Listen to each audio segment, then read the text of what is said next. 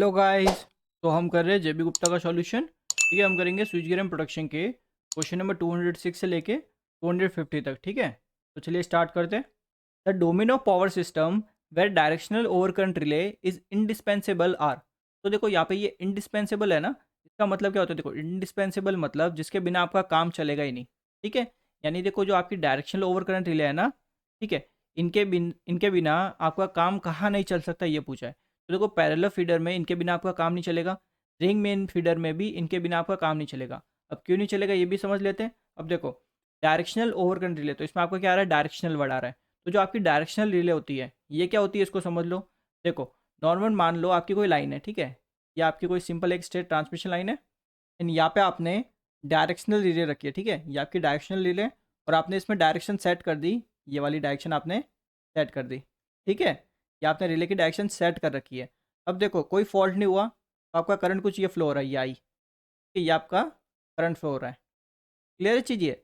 अब देखो, ये जो करंट आपका जो फ्लो हो रहा है ना, अगर इसकी डायरेक्शन चेंज हो जाए, यानी जो मैंने ये डायरेक्शन इंडिकेट कर रखी है ना, ठीक है, जो डायरेक्शन बना रखी है रिले के ऊपर, अगर इस डायरेक्शन में ये वाला करंट अगर फ्लो होने लग गया ना, तो ये रिले मेरे काम करने लग जाएगी। ठीक है, अगर ये रिले काम करने लग गई तो इसको बोलते हैं डायरेक्शनल रिले। ठीक है, करंट की डायरेक्शन अगर रिवर्स हो जाती है और रिले ऑपरेट करती है तो उसको बोलते हैं डायरेक्शनल रिले। ठीक है चीज़। अब क्या आती है? Directional over current relay. अब इसमें क्या रहता है? ठीक है, इसमें भी देखो सेम ही चीज़ है। ठीक है, सेम ऑपरेशन है इसमें, बस क्या है, ये जो करंट है ना, ये जो करंट है, जैसे देखो अभी अलग से बना के बताता हूँ। ये आपने डायरेक्शनल ओवर करंट रिले रखी है, यहाँ पे डायरेक्शन आपने सेट कर दी। ठीक है, अब मान लेते हैं करंट फ्लो हो रहा है आपका ये डायरेक्शन में, ठीक है, लेफ्ट टू राइट, ये आपका हो रहा है करंट की डायरेक्शन। ठीक है, अब अगर देखो इस करंट की डायरेक्शन चेंज हो गई, ठीक है, करंट की डायरेक्शन चेंज हो गई, एंड इस करंट की वैल्यू जो रिले में आपने सेट कर रखा है, करंट रिले में सेट करते हैं ना, पिकअप वैल्यू जिसको बोलते हो, उससे ज़्यादा होगी तब ये रिले काम करेगी, तो इसको क्या बोलेंगे? Direction over current relay. ठीक है, आगे डायरेक्शन ओवर करंट रिले, इसको सिंपल बोलेंगे। ठीक है चीज़। अब देखो, आप जब पावर सिस्टम देखोगे ना, तो पावर सिस्टम में आपको मिलती है डायरेक्शनल और नॉन डायरेक्शनल, दो तरह की रिले मिलती है। ठीक है, आपको ये पता होना चाहिए कि डायरेक्शनल हमें कहाँ लगानी चाहिए और नॉन डायरेक्शनल हमें कहाँ लगानी चाहिए। तो वो कौन डिसाइड करेगा? आपका फॉल्ट डिसाइड करेगा, यानी फॉल्ट कहाँ पे हुआ है वो चीज़ डिसाइड करेगी कि आपको डायरेक्शनल यूज़ करनी है या फिर नॉन डायरेक्शनल यूज़ करनी है। बिकॉज देखो, डायरेक्शनल आपकी आती है महंगी, नॉन डायरेक्शनल आपकी आती है सस्ती। ठीक है चीज़। तो देखो, जो फॉल्ट होता है ना, एक सबसे मेन इंपॉर्टेंट पॉइंट, ठीक है, इसको आप याद रखिए। देखो, जब भी फॉल्ट होता है, ठीक है, किसी भी पॉइंट पे फॉल्ट हुआ है ना, तो वहाँ पे जो भी करंट है, ठीक है, वो सारा करंट उस फॉल्ट में जाएगा। यानी आपका कोई पावर सिस्टम है, ठीक है, उसमें आपके सोर्स लगे हो बहुत सारे, उन सोर्स से जो भी करंट आ रहा होगा ना, वो सारा करंट फॉल्ट में जाएगा। ये चीज़, ठीक है, ये सबसे इंपॉर्टेंट पॉइंट है, ये आप याद रखिए। ठीक है, और ऐसा क्यों होता है? बिकॉज आपका जो फॉल्ट वाला जो पाथ होता है उसमें इंपेडेंस सबसे कम होता है, इंपेडेंस सबसे कम होगा, वैसे सारा करंट फ्लो होगा। क्लियर है चीज़। तो देखो, अब मैंने बोला कि डायरेक्शनल ओवर करंट रिले आपकी इंडिस्पेंसेबल है पैरेलल फीडर में और रिंग मेन में। तो कैसे, ये समझो। देखो, ये आपका कोई पैरेलल फीडर है, ऐसा ही होता है ना पैरेलल फीडर। तो यहाँ पे आपने मान लेते सोर्स कनेक्ट कर रखा है, ठीक है, ये आपका कोई सोर्स है जहाँ से आपकी सप्लाई आएगी। ठीक है, एंड यहाँ पे आपका लोड कनेक्टेड है कोई, ठीक है, ये आपका कोई लोड कनेक्टेड है यहाँ तक। ठीक है, आपका मान लो, देखो आपने चार रिले यूज़ किए, ठीक है, एक रिले आपने यहाँ पे रख दी, एक रिले यहाँ पे रख दी, और एक रिले यहाँ पे रख दी, एंड एक रिले आपने यहाँ पे रख दी। ठीक है, तो नंबरिंग दे देते, देखो फर्स्ट, सेकेंड, थर्ड और फोर्थ। ठीक है, चार रिले आपने यूज़ किए। अब हमें डिसाइड करना है कि कौन सी डायरेक्शन होगी, कौन सी नॉन डायरेक्शन होगी। ठीक है, तो देखो ये भी पता करना है कि डायरेक्शनल के बिना हमारा काम क्यों नहीं चल सकता। ठीक है, ये भी समझेंगे। तो पहले मान लेते हैं कि ये जो नीचे वाला जो फीडर है ना, 3 4 वाला जो फीडर है, यहाँ पे मान लो कोई फॉल्ट हो गया। ठीक है, यहाँ पे आपका फॉल्ट हो गया, तो फॉल्ट होगा तो सारा करंट आपका फॉल्ट पॉइंट में जाएगा। यानी देखो, यहाँ से जो भी आपका करंट आ रहा है, ऐसे आपका ये करंट आ रहा होगा, ठीक है, इस फीडर में ऐसे करंट आ रहा होगा ना, और कहाँ जाना चाहिए था? लोड के पास यहाँ पे जाना चाहिए था ऐसे, बट ये लोड के पास नहीं जाएगा अब। ठीक है, ये जाएगा आपका, नीचे फॉल्ट हो गया तो ये फॉल्ट में चला जाएगा ऐसे। ठीक है, ये आपका करंट ऐसे फॉल्ट में चला जाएगा, यहाँ तक। ठीक है, और देखो जो नीचे वाला जो फीडर है, 3 नंबर वाला, ठीक है, 3 और 4, यहाँ से भी जो भी करंट आ रहा है, ये भी ऐसे आपके ये फॉल्ट में चला जाएगा। ठीक है चीज़। तो हम क्या चाहेंगे कि देखो, यहाँ पे हमने दो फीडर यूज़ किए, एक ऊपर एक नीचे। हम क्या चाहेंगे कि इवन दो फॉल्ट हो गया नीचे वाले फीडर में, बट हम चाहते हैं ऊपर वाले फीडर से सप्लाई आपकी लोड के पास चली जाए। ठीक है, मतलब सप्लाई हमारी कंटिन्यूस होनी चाहिए। नीचे वाला फीडर ख़राब हो गया, ठीक है, कोई नहीं, नीचे वाले फीडर को आप डिस्कनेक्ट कर दो। ठीक है, ऑटोमेटिक डिस्कनेक्ट हो जाए नीचे वाला फीडर, और ऊपर वाले फीडर से हमारी लोड तक सप्लाई जाती रहे। ठीक है, यही चाहेंगे हम तो इसके लिए हम क्या कर सकते हैं सिंपली। देखो, हम क्या चाहते हैं, जो थर्ड और फोर्थ वाला जो है ना, इसको हमें करना है डिस्कनेक्ट, जो नीचे वाला जो फीडर है इसको करना है डिस्कनेक्ट। तो हम क्या चाहेंगे इसके लिए, 3 नंबर वाली और 4 नंबर वाली रिले हमारी ऑपरेट करनी चाहिए। तो 4 नंबर वाली रिले हमारी कब ऑपरेट हो सकती है, जब देखो हमारा ये वाली डायरेक्शन हम रख दें, ठीक है, इसको डायरेक्शनल रिले बना देते, ठीक है, डायरेक्शनल बनाएंगे। तो देखो यहाँ से ये करंट एक्चुअल में देखो, एक्चुअल करंट की जो डायरेक्शन होती है ना वो देखो क्या होती, यहाँ से आपका सप्लाई करंट आता, ठीक है, कुछ ऐसा आपका ये सप्लाई करंट जाता, ठीक है, ऐसे आपका ये सप्लाई करंट ऐसे लोड के बाद जाता, यही होता ना, ठीक है। और ऊपर वाले के केस में आपका ऐसे करंट आ रहा होता, ठीक है, ऐसा आपका करंट जाता और ऐसा आपका ये लोड तक पहुंचता, ठीक है, ऐसा आपका लोड तक पहुंचता ना, क्लियर है चीज़ ये। तो ये एक्चुअल डायरेक्शन आपकी करंट की, ठीक है, जब कोई फॉल्ट नहीं हो रखा ना तब ये आपकी एक्चुअल डायरेक्शन है। बट यहाँ पे देखो जो 4th नंबर वाली जो रिले है ना, इसमें देखो करंट की डायरेक्शन चेंज हो चुकी है, ठीक है। देखो फॉल्ट की वजह से देखो अब करंट देखो राइट से लेफ्ट में जा रहा है, जबकि एक्चुअल में जाना कैसे चाहिए था, लेफ्ट से राइट जाना चाहिए था। यानी 4th नंबर वाली जो रिले है इसमें हमारी करंट की डायरेक्शन चेंज हो गई, ठीक है। और जो भी करंट की डायरेक्शन चेंज हो जाती है जिस रिले में, उसको आप कंसिडर करोगे डायरेक्शनल रिले, उसको आप क्या बनाओगे, डायरेक्शनल रिले, ठीक है। तो इस साइड आपकी हो रही है, तो इस 4th नंबर को इस साइड वाली डायरेक्शन में इसको डायरेक्शनल रिले आप बनाओगे, ठीक है। तो ये बना दी। तो अब देखो ये फॉल्ट करंट आपको ऐसे जा रहा था, तो फॉल्ट करंट की डायरेक्शन आपकी देखो ऐसी है, ठीक है, चेंज हो चुकी है। तो अब क्या चाहेंगे कि ये रिले ऑपरेट करनी चाहिए, तो इसलिए हमने देखो ये डायरेक्शन बनाई, ठीक है। तो रिले ऑपरेट हो जाएगी और यहाँ से ये ओपन कर देगी, ठीक है। तो यहाँ से जैसे ही ओपन होगा तो ये करंट आपका देखो ऊपर वाले फीडर से सीधा लोड में जाएगा, बिकॉज यहाँ पे ये ब्रांच ओपन हो गई, तो ब्रांच ओपन हो गई तो आगे करंट जाएगा नहीं, ये सीधा लोड के पास ही जाएगा, ठीक है चीज़ ये। तो 4th नंबर वाले को आप डायरेक्शनल रिले बना सकते हो, ठीक है। अब यहाँ पे देखो जो 3rd नंबर वाली जो रिले है ना, इसमें आपकी देखो करंट की डायरेक्शन जो पहले थी, पहले ये देखो ये फॉल्ट की वजह से ये डायरेक्शन है और पहले भी आपकी ये डायरेक्शन थी, ठीक है, इसकी डायरेक्शन में कोई चेंज नहीं हुआ। तो इसको आप सिंपल नॉन डायरेक्शनल रिले रखो, ठीक है, क्लियर चीज़। इसको क्या रखेंगे, नॉन डायरेक्शनल रखेंगे, ये चीज़ आपकी क्लियर है। तो अब क्या हुआ देखो, 3rd नंबर वाली और 4th नंबर वाली रिले दोनों ऑपरेट हो गई जब आपका यहाँ पे फॉल्ट हुआ तो, ठीक है। और डायरेक्शन है नॉन डायरेक्शनल है ये हमने डिसाइड कर लिया, ठीक है। अब ऐसे ही देखो ऊपर वाले फीडर में भी तो फॉल्ट हो सकता है, ठीक है। तो ऊपर वाले फीडर में फॉल्ट होगा तो देखो क्या होगा, यहाँ पे आपका सेम सोर्स, यहाँ पे एक रिले आपकी, यहाँ पे एक, ठीक है, यहाँ पे भी एक एंड यहाँ पे भी एक। अब मैं बोल रहा हूँ कि मेरा यहाँ पे फॉल्ट हो चुका है, ठीक है। तो यहाँ पे अगर फॉल्ट होता है तो मैं क्या चाहूँगा कि मेरी 1 नंबर वाली और 2 नंबर वाली रिले मेरी ऑपरेट करने लग जाए, ठीक है। ये दोनों रिले मेरी ऑपरेट कर दे और इस फीडर को पूरा डिस्कनेक्ट कर दे मेरे सिस्टम में से, यही चाहूँगा मैं, ठीक है। नॉर्मली अभी जो एक्चुअल में देखो जो करंट होता है, ठीक है, पहले क्या करो, पहले देखो आप क्या करो, जो करंट है एक्चुअल में करंट की डायरेक्शन, ठीक है, वो पहले बना लो। ये आपका एक्चुअल में जो करंट फ्लो होगा लोड तक, ठीक है, जब फॉल्ट नहीं हुआ ना तब आपका ये करंट ऐसा फ्लो होगा, क्लियर है। नीचे वाले फीडर पे भी बना दो, कुछ ऐसा आपका ये करंट फ्लो होगा, ठीक है, लोड तक, क्लियर है चीज़। अब देखो फॉल्ट कहाँ पे हुआ है, फॉल्ट हमारा हुआ है यहाँ पे, ठीक है। तो फॉल्ट अगर हुआ है तो सारा करंट फॉल्ट से जाएगा, आपको पता है ऑलरेडी, ठीक है। तो यहाँ से जो भी करंट आ रहा है ये आपका फॉल्ट में ऐसा चला जाएगा, ठीक है। और जो नीचे वाला फीडर है तो आपका ये कुछ ऐसा आपका ये चला जाएगा, ठीक है चीज़ ये, क्लियर है इतना।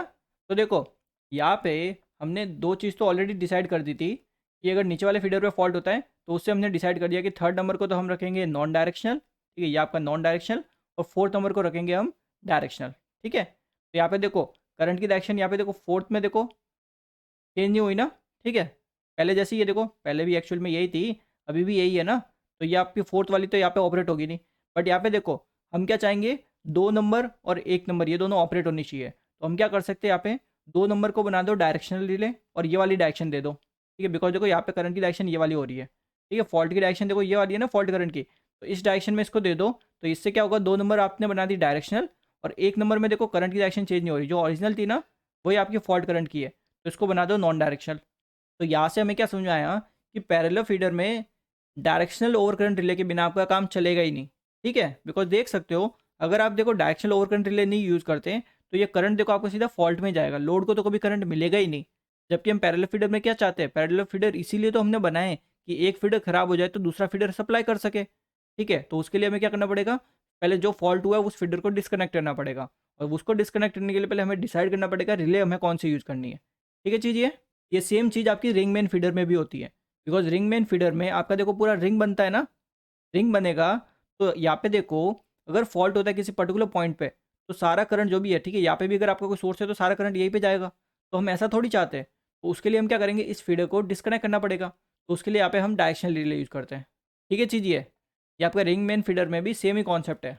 तो यहाँ पे आपका सी ऑप्शन करेक्ट आंसर होगा, ठीक है, both A and B. Clear चीज़।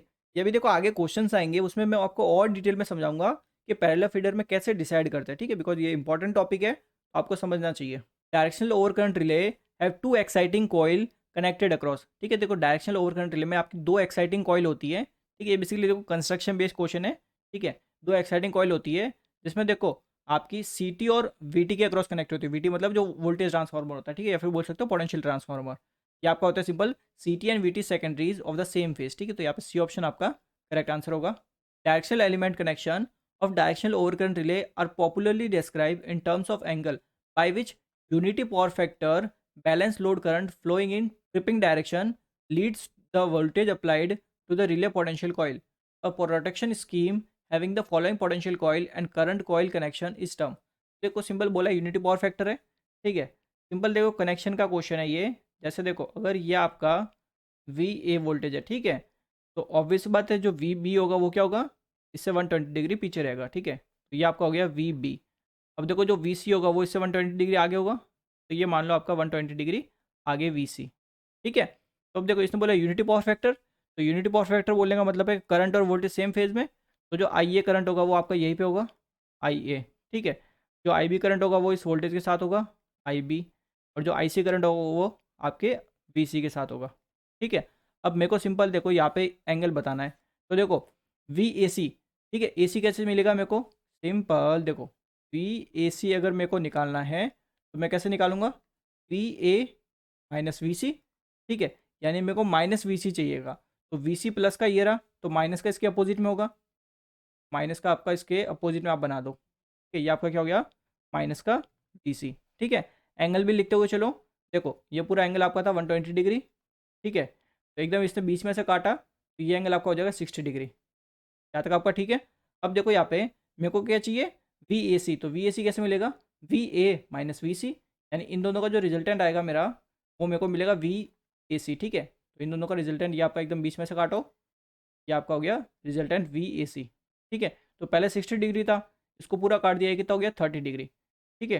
तो अब आप अगर एंगल देखते हो, ठीक है, line voltage, because V A C ये आपका और कुछ नहीं है, ये आपका होता है लाइन वोल्टेज वी एल, ठीक है। एंगल देखते हो तो कितना बनता है 30 डिग्री, और इसी को बोलते हैं 30 डिग्री कनेक्शन, ठीक है। यहाँ पे आपका आंसर हो जाएगा simple B option correct answer. The distribution system shown in the figure is to be protected by overcurrent system of protection for proper fault discrimination। Directional overcurrent relay will be required at location, यानी directional overcurrent relay हमें कहाँ लगानी चाहिए ये पूछा है, ठीक है।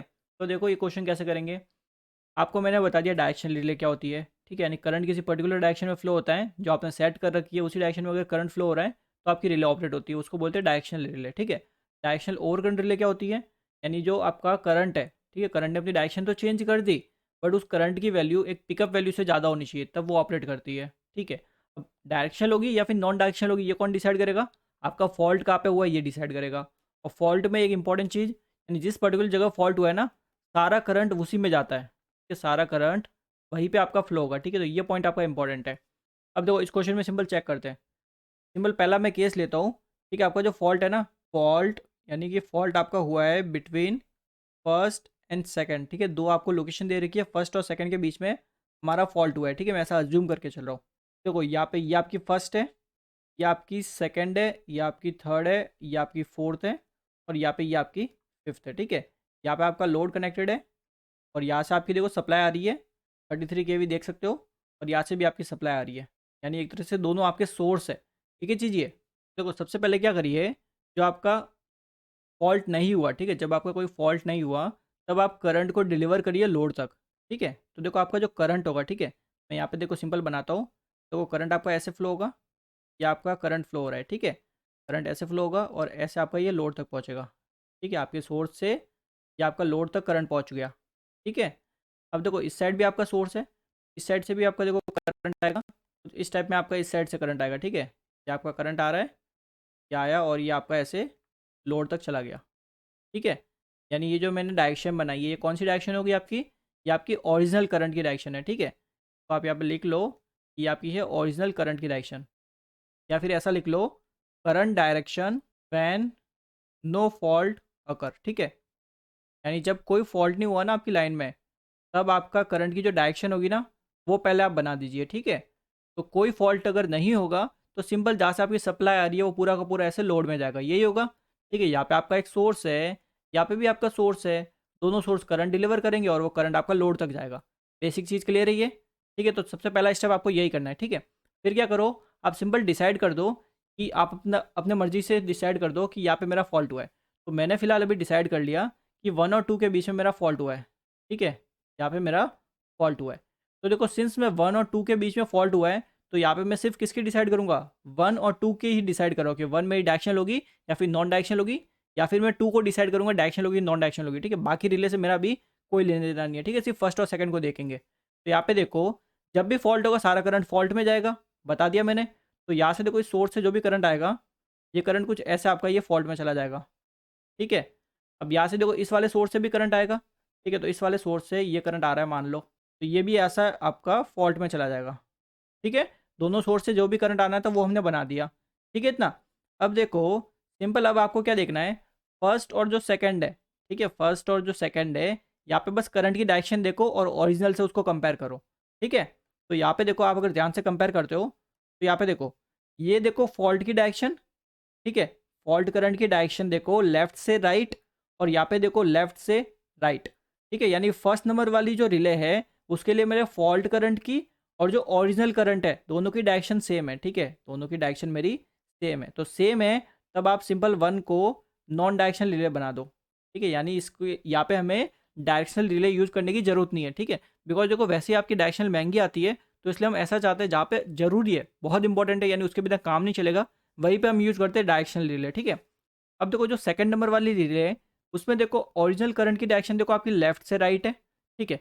बट आपकी देखो फॉल्ट करंट की डायरेक्शन है राइट से लेफ्ट, यानी फॉल्ट करंट की डायरेक्शन चेंज हो गई। तो हम क्या चाहेंगे, सेकंड नंबर को डायरेक्शनल रिले बनाएंगे, और डायरेक्शन कौन सी होगी, जिस डायरेक्शन में आपका फॉल्ट करंट फ्लो हो रहा है। तो मैं ये वाली बना दूंगा, ठीक है चीज़। डायरेक्शनल बना दी ना सेकंड को, डायरेक्शनल इसलिए बनाइए ताकि देखो इवन दो ये वाला जो सोर्स है ना, ये सोर्स का करंट आपका यहाँ पे जा रहा है, तो हम क्या चाहेंगे जो फर्स्ट और सेकंड है ना ये दोनों मेरी ऑपरेट हो जाए और इस पूरे को मेरा डिस्कनेक्ट कर दे। इससे क्या होगा, जो सोर्स ये वाला सोर्स है, ठीक है, इसको S1 लिख लो, इसको S2 लिख लो।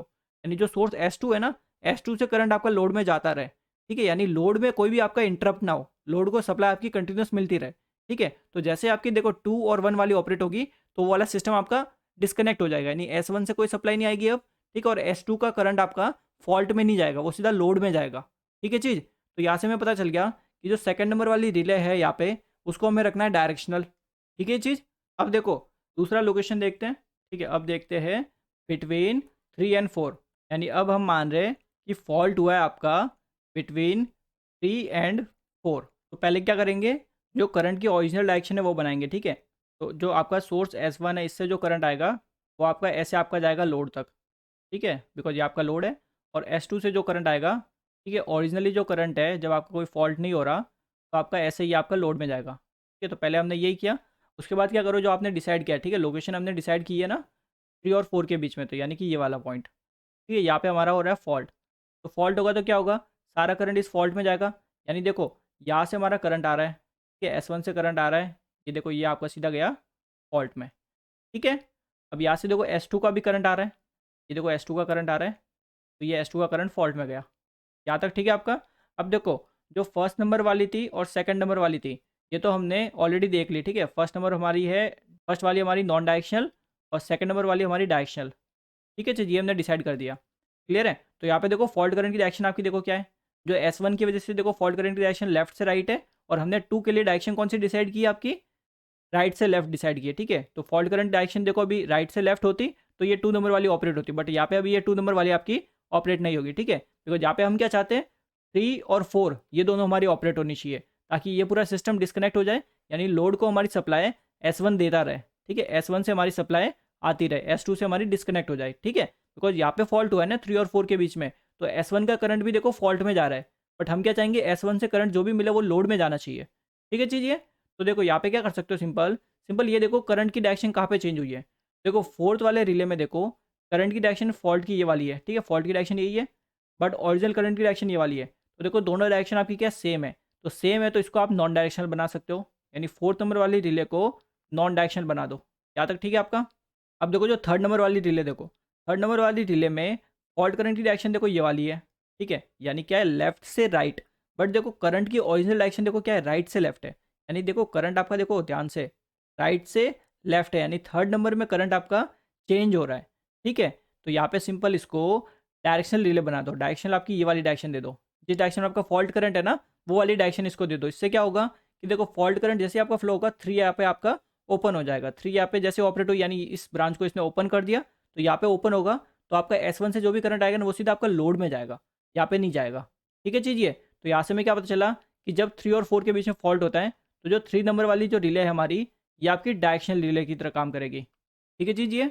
और देखो फिफ्थ के लिए तो आपको देखने की जरूरत भी नहीं चाहिए, बिकॉज देखो आपका जो नॉर्मल जो करंट है, ठीक है, वो कुछ ऐसा आपका ये लोड में जा रहा है, और इस सप्लाई की वजह से भी कुछ ऐसा आपका ये लोड में जा रहा है, ठीक है। तो यहाँ पे अगर फॉल्ट भी होता है ना, तभी फॉल्ट में भी देखो आपका इसी डायरेक्शन में जाएगा करंट, ठीक है। यानी फॉल्ट अगर 5 के पास में होता है ना, तो सेम डायरेक्शन में करंट फ्लो होगा। तो 5 को आप सिंपल नॉन डायरेक्शन लेके चल सकते हो, ठीक है। तो यानी नॉन डायरेक्शन मतलब दोनों तरफ एरो, ठीक है चीज़। तो डायरेक्शनल कौन सी हुई, सेकंड नंबर और थर्ड नंबर, यानी कि यहाँ पे आपका बी ऑप्शन करेक्ट आंसर। यानी सेकंड नंबर लोकेशन और थर्ड नंबर लोकेशन है ना, वहाँ पे हम रखेंगे डायरेक्शनल रिले, ठीक है। कैसे चेक करनी समझ गए। तो अगला क्वेश्चन देखते हैं। Power system with 2 generator is shown in the figure below.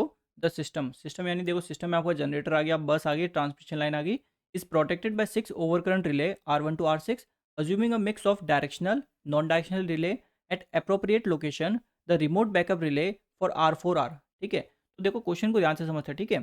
आप क्या करो सिंपल, ये S1 सोर्स, ये S2 सोर्स, और बीच में ये आपको जो ये वाली जो बस बार दिख रही है, ठीक है, ये वाली, आप सिंपल क्या करो, यहाँ पे मान लो आपका लोड कनेक्टेड है, ठीक है, यहाँ पे आपका लोड कनेक्टेड है। फिर क्या करो, लोड आपने अज्यूम कर दिया। अब सिंपल डिसाइड करो कौन सी डायरेक्शन होगी, कौन सी नॉन डायरेक्शन होगी। ये कैसे करोगे, ऑलरेडी लास्ट क्वेश्चन में बहुत ज़्यादा डिटेल में मैंने आपको समझा दिया कि कैसे आप डिसाइड करते हो कि डायरेक्शन होगी कि नॉन डायरेक्शन होगी, ठीक है। तो आप वो सिंपल चेक कर लो, वहाँ पे आपको समझ में आ जाएगा कि कैसे आप डिसाइड करोगे, ठीक है। बिकॉज यहाँ पे मैं आपको डायरेक्ट लिखूंगा कि ये मेरी डायरेक्शनल होगी, ये मेरी नॉन डायरेक्शनल होगी, ठीक है। बिकॉज देखो वो इसी से मेरा पूरा क्वेश्चन सॉल्व हो जाएगा, ठीक है। तो यहाँ पे देखो मेरी R1 तो होगी आपकी नॉन डायरेक्शनल, ठीक है। कैसे नॉन डायरेक्शनल होगी ये आप लास्ट क्वेश्चन देखो, ठीक है।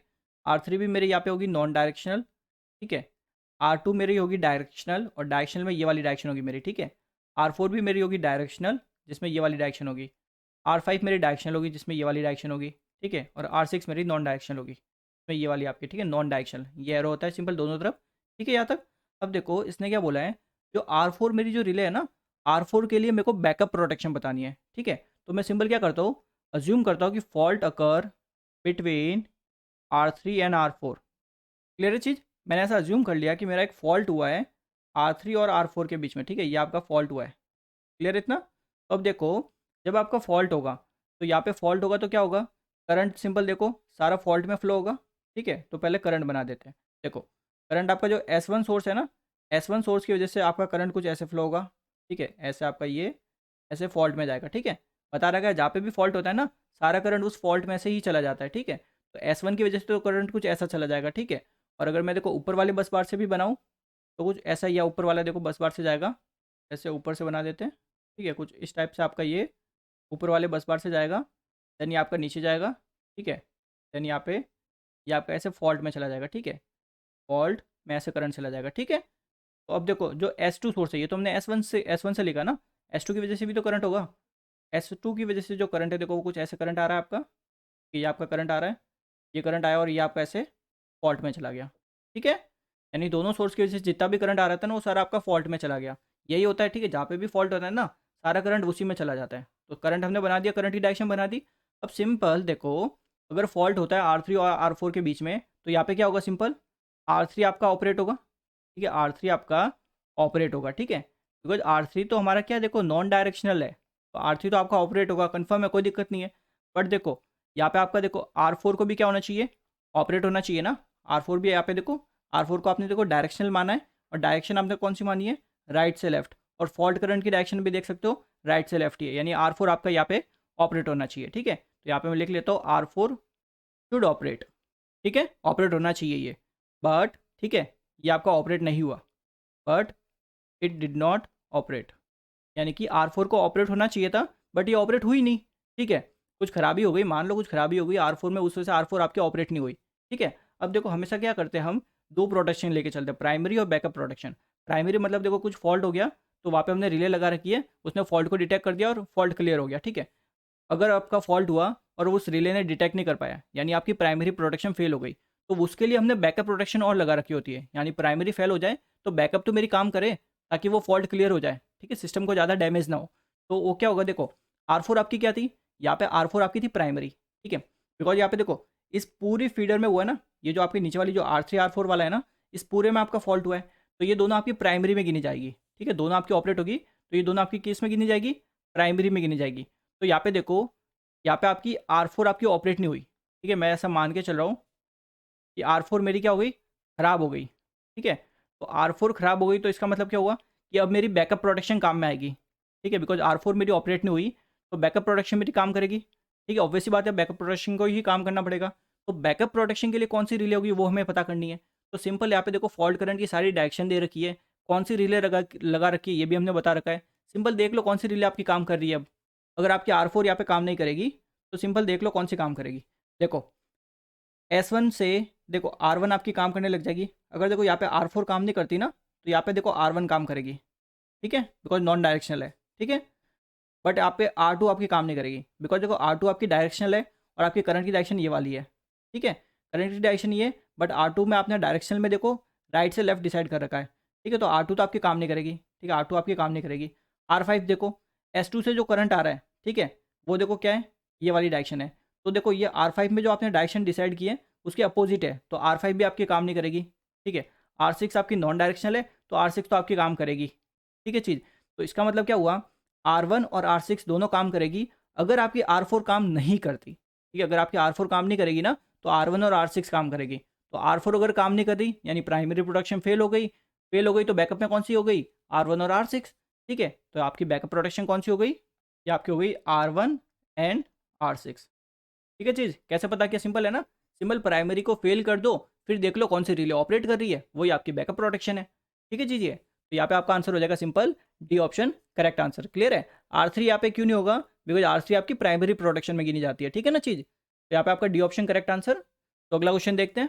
Consider the following statement, distance relays use for protection of transmission line might operate undesirably due to. इसका मतलब है देखो जो डिस्टेंस रिले है ना, तो देखो डिस्टेंस रिले आपका फॉल्ट नहीं हुआ, फिर भी आपकी आपकी ये डिस्टेंस रिले ऑपरेट होने लग गई, ठीक है। तो ये किस वजह से हो सकता है, ये पूछा है क्वेश्चन में। जरा देखो डिस्टेंस रिले आपकी क्या मेजर करती है, वोल्टेज और करंट के रेशियो को, ये आपको पता होना चाहिए, ठीक है। ये कभी भी इंपेडेंस को मेजर नहीं करती। जैसे आप इंपेडेंस रिले पढ़ रहे हो, तो ऐसा नहीं है कि ये इंपेडेंस रिले को मेजर करेगी, ये मेजर किसको करेगी, वोल्टेज और करंट के रेशियो को। तो देखो ये अनडिजायरेबली ऑपरेट कब हो सकती है, एक तो आपका पावर स्विंग। अब पावर स्विंग का मतलब होता है कि आपकी पावर कम हो गई, ठीक है, थोड़े टाइम बाद पावर ज़्यादा हो गई। तो पावर में क्या हो रहा है, स्विंग हो रहा है, ठीक है, कम ज़्यादा हो रही है पावर। तो देखो अगर जैसे मान लो ये आपकी कोई ट्रांसमिशन लाइन है, ठीक है, ये आपकी ट्रांसमिशन लाइन है और यहाँ पे आपने मान लो इम्पेडेंस रिले लगाई है, ठीक है। तो इम्पेडेंस रिले लगाई है, तो देखो अगर पावर स्विंग होगा, ठीक है, तो पावर स्विंग होगा तो ये जो रिले आपका वोल्टेज और करंट का जो रेशियो मेजर करेगा, ये आपका चेंज हो सकता है ना। वोल्टेज और करंट का रेशियो ये जो मेजर करेगा ये रिले, ये आपका चेंज हो जाएगा। क्यों चेंज होगा, बिकॉज आपका पावर स्विंग की वजह से, ठीक है, ये आपका चेंज हो जाएगा। एंड अगर ये चेंज हो गया तो हमें पता है कि इंपेडेंस रिले के लिए ऑपरेटिंग कंडीशन होती है Z is less than ZRS, ठीक है। रिले की सेटिंग से अगर ये इंपेडेंस कम हो जाता है इस पावर स्विंग की वजह से, तो ये रिले आपकी ऑपरेट करने लग सकती है, ठीक है। तो आपकी पावर स्विंग की वजह से क्या होता है, वोल्टेज और करंट का रेशियो चेंज हो जाता है, ठीक है। उसकी वजह से आपकी ये रिले अनडिजायरेबली ऑपरेट हो सकती है। क्लियर है चीज़ ये। दूसरा आपका रीजन हो सकता है सीरीज कंपनसेटिंग कैपेसिटर, ठीक है। अब ये कैसे हो सकता है, इसको समझो। देखो आपकी जो ट्रांसमिशन लाइन है, ट्रांसमिशन लाइन में आपका इंडक्टेंस होता है, ठीक है, एल होता है। तो मान लो इसका कुछ ना कुछ रिएक्टेंस होगा, इंडक्टिव रिएक्टेंस एक्सएल, ठीक है, JXL। क्लियर है। अब आप देखो क्या करते हो, ट्रांसमिशन लाइन में सीरीज कैपेसिटर यूज़ करते हो, ठीक है, वोल्टेज ड्रॉप को रिड्यूस करने के लिए, ठीक है, हमने ऑलरेडी पढ़ रखा है। तो देखो यहाँ पे अगर आप कैपेसिटर लगाते हो, यानी सीरीज कैपेसिटर कंपनसेट करते हो, ठीक है, ये आपका कैपेसिटर, तो ये आपका होगा JXC, ठीक है, माइनस का। क्लियर है। तो यहाँ पे देखो अगर आप एक्स इक्विवेलेंट निकालोगे, एक्स इक्विवेलेंट, ठीक है, तो यहाँ पे क्या आएगा आपका XL माइनस XC, ठीक है। तो जरा देखो अगर आपने बहुत ज़्यादा कैपेसिटर यूज़ कर दिया, ठीक है, यानी XC आपका बहुत ज़्यादा आपने कर दिया, सीरीज कंपनसेशन बहुत ज़्यादा कर दिया, तो XC बहुत ज़्यादा, तो यहाँ पे आपका एक्स इक्विवेलेंट आपको क्या मिलेगा, बहुत कम मिलेगा, ठीक है। तो जरा सोचो रिएक्टेंस रिले में हमने पढ़ा था कि जब आपका एक्स, ठीक है, एक्स इज़ लेस देन जो भी रिले की सेटिंग है, ठीक है, रिएक्टेंस रिले में हमने यही तो कंडीशन पढ़ रखी है। तो देखो अगर आपने इतना ज़्यादा कंपनसेशन कर दिया कि ये एक्स इक्विवेलेंट रिले की सेटिंग से कम हो गया, तो इस केस में आपका देखो ऑपरेट करने लग जाएगी ना रिएक्टेंस रिले अगर होगी तो। क्लियर है? तो रिएक्टेंस रिले आप डिस्टेंस रिले में तो कंसिडर करते हो, तो इस केस में आपका ऑपरेट कर सकती है, ठीक है, रिले में मेल फंक्शन। बिकॉज देखो आपका फॉल्ट थोड़ी हुआ है, रिले कब ऑपरेट होनी चाहिए, जब आपका फॉल्ट हो तब ऑपरेट होनी चाहिए। बट यहाँ पे तो आप क्या कर रहे हो, कंपनसेशन कर रहे हो ना, तो कंपनसेशन कर रहे हो तो फॉल्ट तो हुआ नहीं, फिर भी आपकी रिले ऑपरेट करने लग गई। तो ऐसा थोड़ी चाहते हैं, यानी रिले आपकी अनडिजायरेबली ऑपरेट होने लग गई, ठीक है। तो यहाँ पे देखो एक तो पावर स्विंग में होता है ऐसा, और एक आपका होता है सीरीज कंपनसेटिंग कैपेसिटर में। तो सेकंड और थर्ड आपका करेक्ट है, तो यहाँ पे बी ऑप्शन राइट आंसर होगा, ठीक है। In distance protection the relay measure, relay क्या मेजर करती है ये पूछा है, तो ये आपकी मेजर करती है positive sequence of impedance of the line from the relay up to the fault point, ठीक है। तो यहाँ पे B option correct answer. If the fault अगर near the relay the V by I ratio will be, तो देखो simple, जो fault जब होता है ना, फॉल्ट में क्या रहता है, आपका करंट बहुत ज़्यादा होता है, करंट आपका होता है हाई, ठीक है। फॉल्ट पॉइंट की बात करो, ठीक है, जहाँ पे फॉल्ट हुआ है ना वहाँ पे उस पर्टिकुलर पॉइंट पे आपका करंट बहुत ज़्यादा होता है और वोल्टेज आपका बहुत लो होता है, वोल्टेज आपका बहुत लो होता है, ठीक है। देखो अगर आपकी कोई लाइन है, या आपका मान लो कोई लाइन है और यहाँ पे आपकी कोई रिले पड़ी है, डिस्टेंस रिले, ठीक है। तो देखो इस रिले के अगर पास में फॉल्ट होगा तो यहाँ पे आपका वोल्टेज और करंट का रेशियो आपको क्या मिलेगा, कम मिलेगा, ठीक है। क्यों कम मिलेगा, देखो फॉल्ट एकदम रिले के पास में हुआ है, तो रिले के पास में अगर फॉल्ट होगा तो करंट की वैल्यू बहुत ज़्यादा होगी, ठीक है, करंट की वैल्यू बहुत ज़्यादा होगी और वोल्टेज आपका बहुत कम होगा, ठीक है। तो यहाँ पे सिंपल क्या बोलेंगे, देखो यहाँ पे करंट ज़्यादा, तो ये पूरा रेशियो क्या मिलेगा आपको, कम मिलेगा, ठीक है।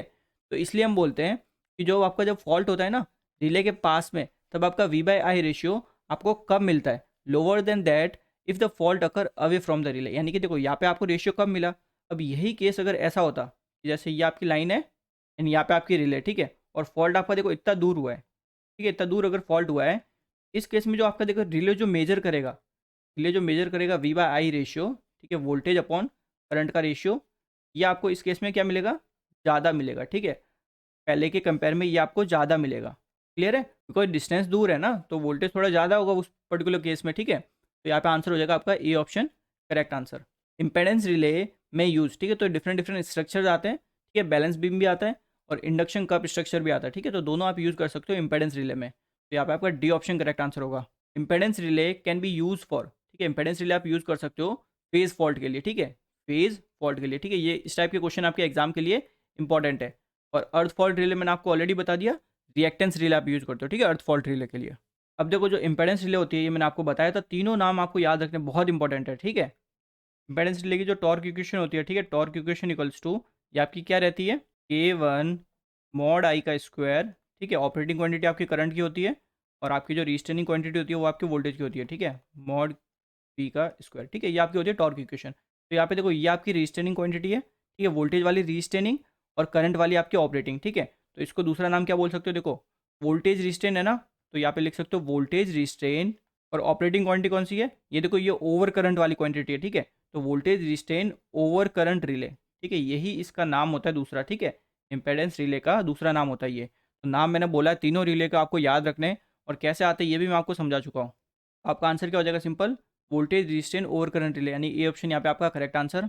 यहाँ पे देखो आपका ये जो करंट वाली क्वांटिटी है, ठीक है, ये आपकी है ओवर करंट, ठीक है, ओवर करंट, और यहाँ पे आप लिख लो ये है आपकी ऑपरेटिंग क्वांटिटी, ठीक है।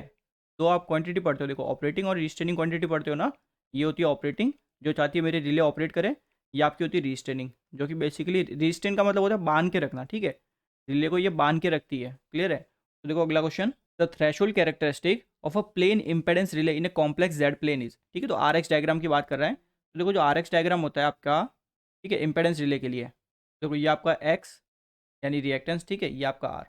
तो देखो इंपेडेंस रिले के लिए आप कंडीशन क्या पढ़ते हो, ठीक, कंडीशन आपने ऑलरेडी पढ़ रखी है, क्या होती है, देखो mod Z should be less then mod Z R S, यानी जो भी रिले में सेटिंग है उससे कम होना चाहिए, यही तो बोलते हैं हम। तो यहाँ पे देखो जो आपकी रिले सेटिंग है, ठीक है, यानी कि जेड आर एस, ठीक है, तो आप कैसे लिखोगे, जो भी आपका रेजिस्टेंस है, ठीक है, प्लस जो भी आपका रिएक्टेंस है, ये ऐसे लिखोगे। अगर बट यहाँ पे मेरे को देखो मॉड निकालना है, तो मॉड के लिए क्या करूँगा मैं, मॉड जेड आर एस, ठीक है, मॉड जेड आर एस, ये आपका क्या हो जाएगा, सिंपल आर का स्क्वायर प्लस आपके एक्स का स्क्वायर, और ये टर्म आपकी रूट में, ऐसे ही तो करते हो। तो देखो यहाँ से अगर मैं इस रूट को तो हटा देता हूँ, ठीक है, रूट को हटाऊंगा तो मेरे को क्या मिलेगा, जेड आर एस का स्क्वायर, ठीक है, इक्वल्स टू, यहाँ पे आप मॉड लगा सकते हो, ठीक है, आर स्क्वायर प्लस यहाँ पे आपका आ जाएगा एक्स स्क्वायर, यही मेरे को मिलेगा ना।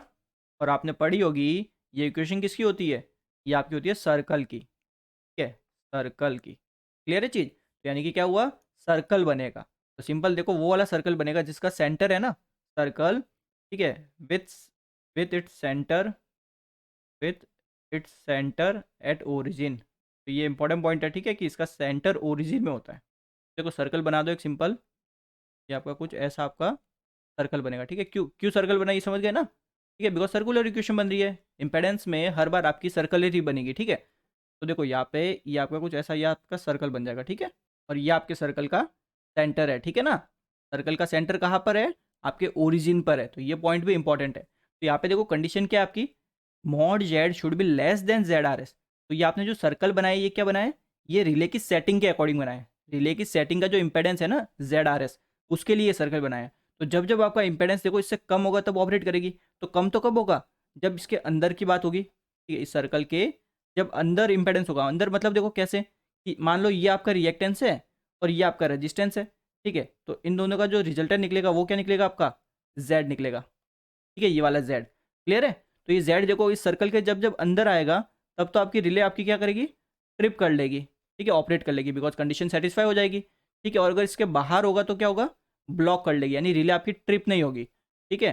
तो यहाँ पे लिख लेते हैं, अंदर तो आपकी ये ट्रिप हो रही है और बाहर आपकी ब्लॉक हो रही है, ठीक है। तो ये आपका बनता है आर एक्स डायग्राम। तो आर एक्स डायग्राम कैसा बना, सिंपल एक सर्कल बना जिसका सेंटर कहाँ पे, ओरिजिन पे। तो आपका आंसर क्या हो जाएगा, देखो circle with the centre at its origin, यानी बी ऑप्शन यहाँ पे आपका करेक्ट आंसर। क्लियर चीजिए। On transient fault, over current and impedance relay. देखो जब आपका ट्रांजिएंट फॉल्ट होगा तो आपका करंट क्या होगा, बहुत ज़्यादा, ठीक है। ट्रांजिएंट में क्या होता है, करंट आपका एकदम से बढ़ जाता है ना, ठीक है, ट्रांजिएंट। देखो करंट अगर एकदम से ज़्यादा बढ़ेगा, तो अगर ये करंट इतना बढ़ गया, इस करंट की वैल्यू आपकी ग्रेटर देन जो रिले सेटिंग होती है उससे हो गई, तो आपकी ओवर करंट रिले क्या हो जाएगी, ऑपरेट हो जाएगी। बिकॉज ये कंडीशन किसके लिए होती है आपकी, ओवर करंट रिले के लिए, ठीक है, ओवर करंट रिले। इस केस में क्या हो गया आपका, करंट बढ़ा और ये कंडीशन आपकी सेटिस्फाई हो गई, उस वजह से आपकी ये ओवर करंट रिले क्या हो गई, ऑपरेट होने लग गई, ठीक है। तो ऑपरेट इसका मतलब क्या हुआ, अंडर रीच, यानी कि आपकी ओवर करंट रिले जो है, ठीक है, उसके अंडर ये कंडीशन सेटिस्फाई हो गई, तो ये आपकी रिले ऑपरेट होने लग गई, ठीक है। इसको बोलेंगे अंडर रीच। और अगर आपकी ये ऑपरेट नहीं होती तो उसको बोलते हैं ओवर रीच, ठीक है। अब दूसरी इसने बोली है इम्पेडेंस। तो इम्पेडेंस में भी देखो यही से समझ सकते हो आप, इम्पेडेंस में कंडीशन क्या होती है, वोल्टेज अपॉन करंट का रेशियो, ठीक है, वोल्टेज अपॉन करंट का रेशियो क्या होना चाहिए, शुड बी लेस देन आपने जो भी रिले में इम्पेडेंस सेट कर रखा है, ठीक है। तो करंट देखो बहुत ज़्यादा होता है इसमें, करंट अगर ज़्यादा होगा तो ये जो रेशियो है पूरा, ये क्या हो जाएगा आपका, कम हो जाएगा।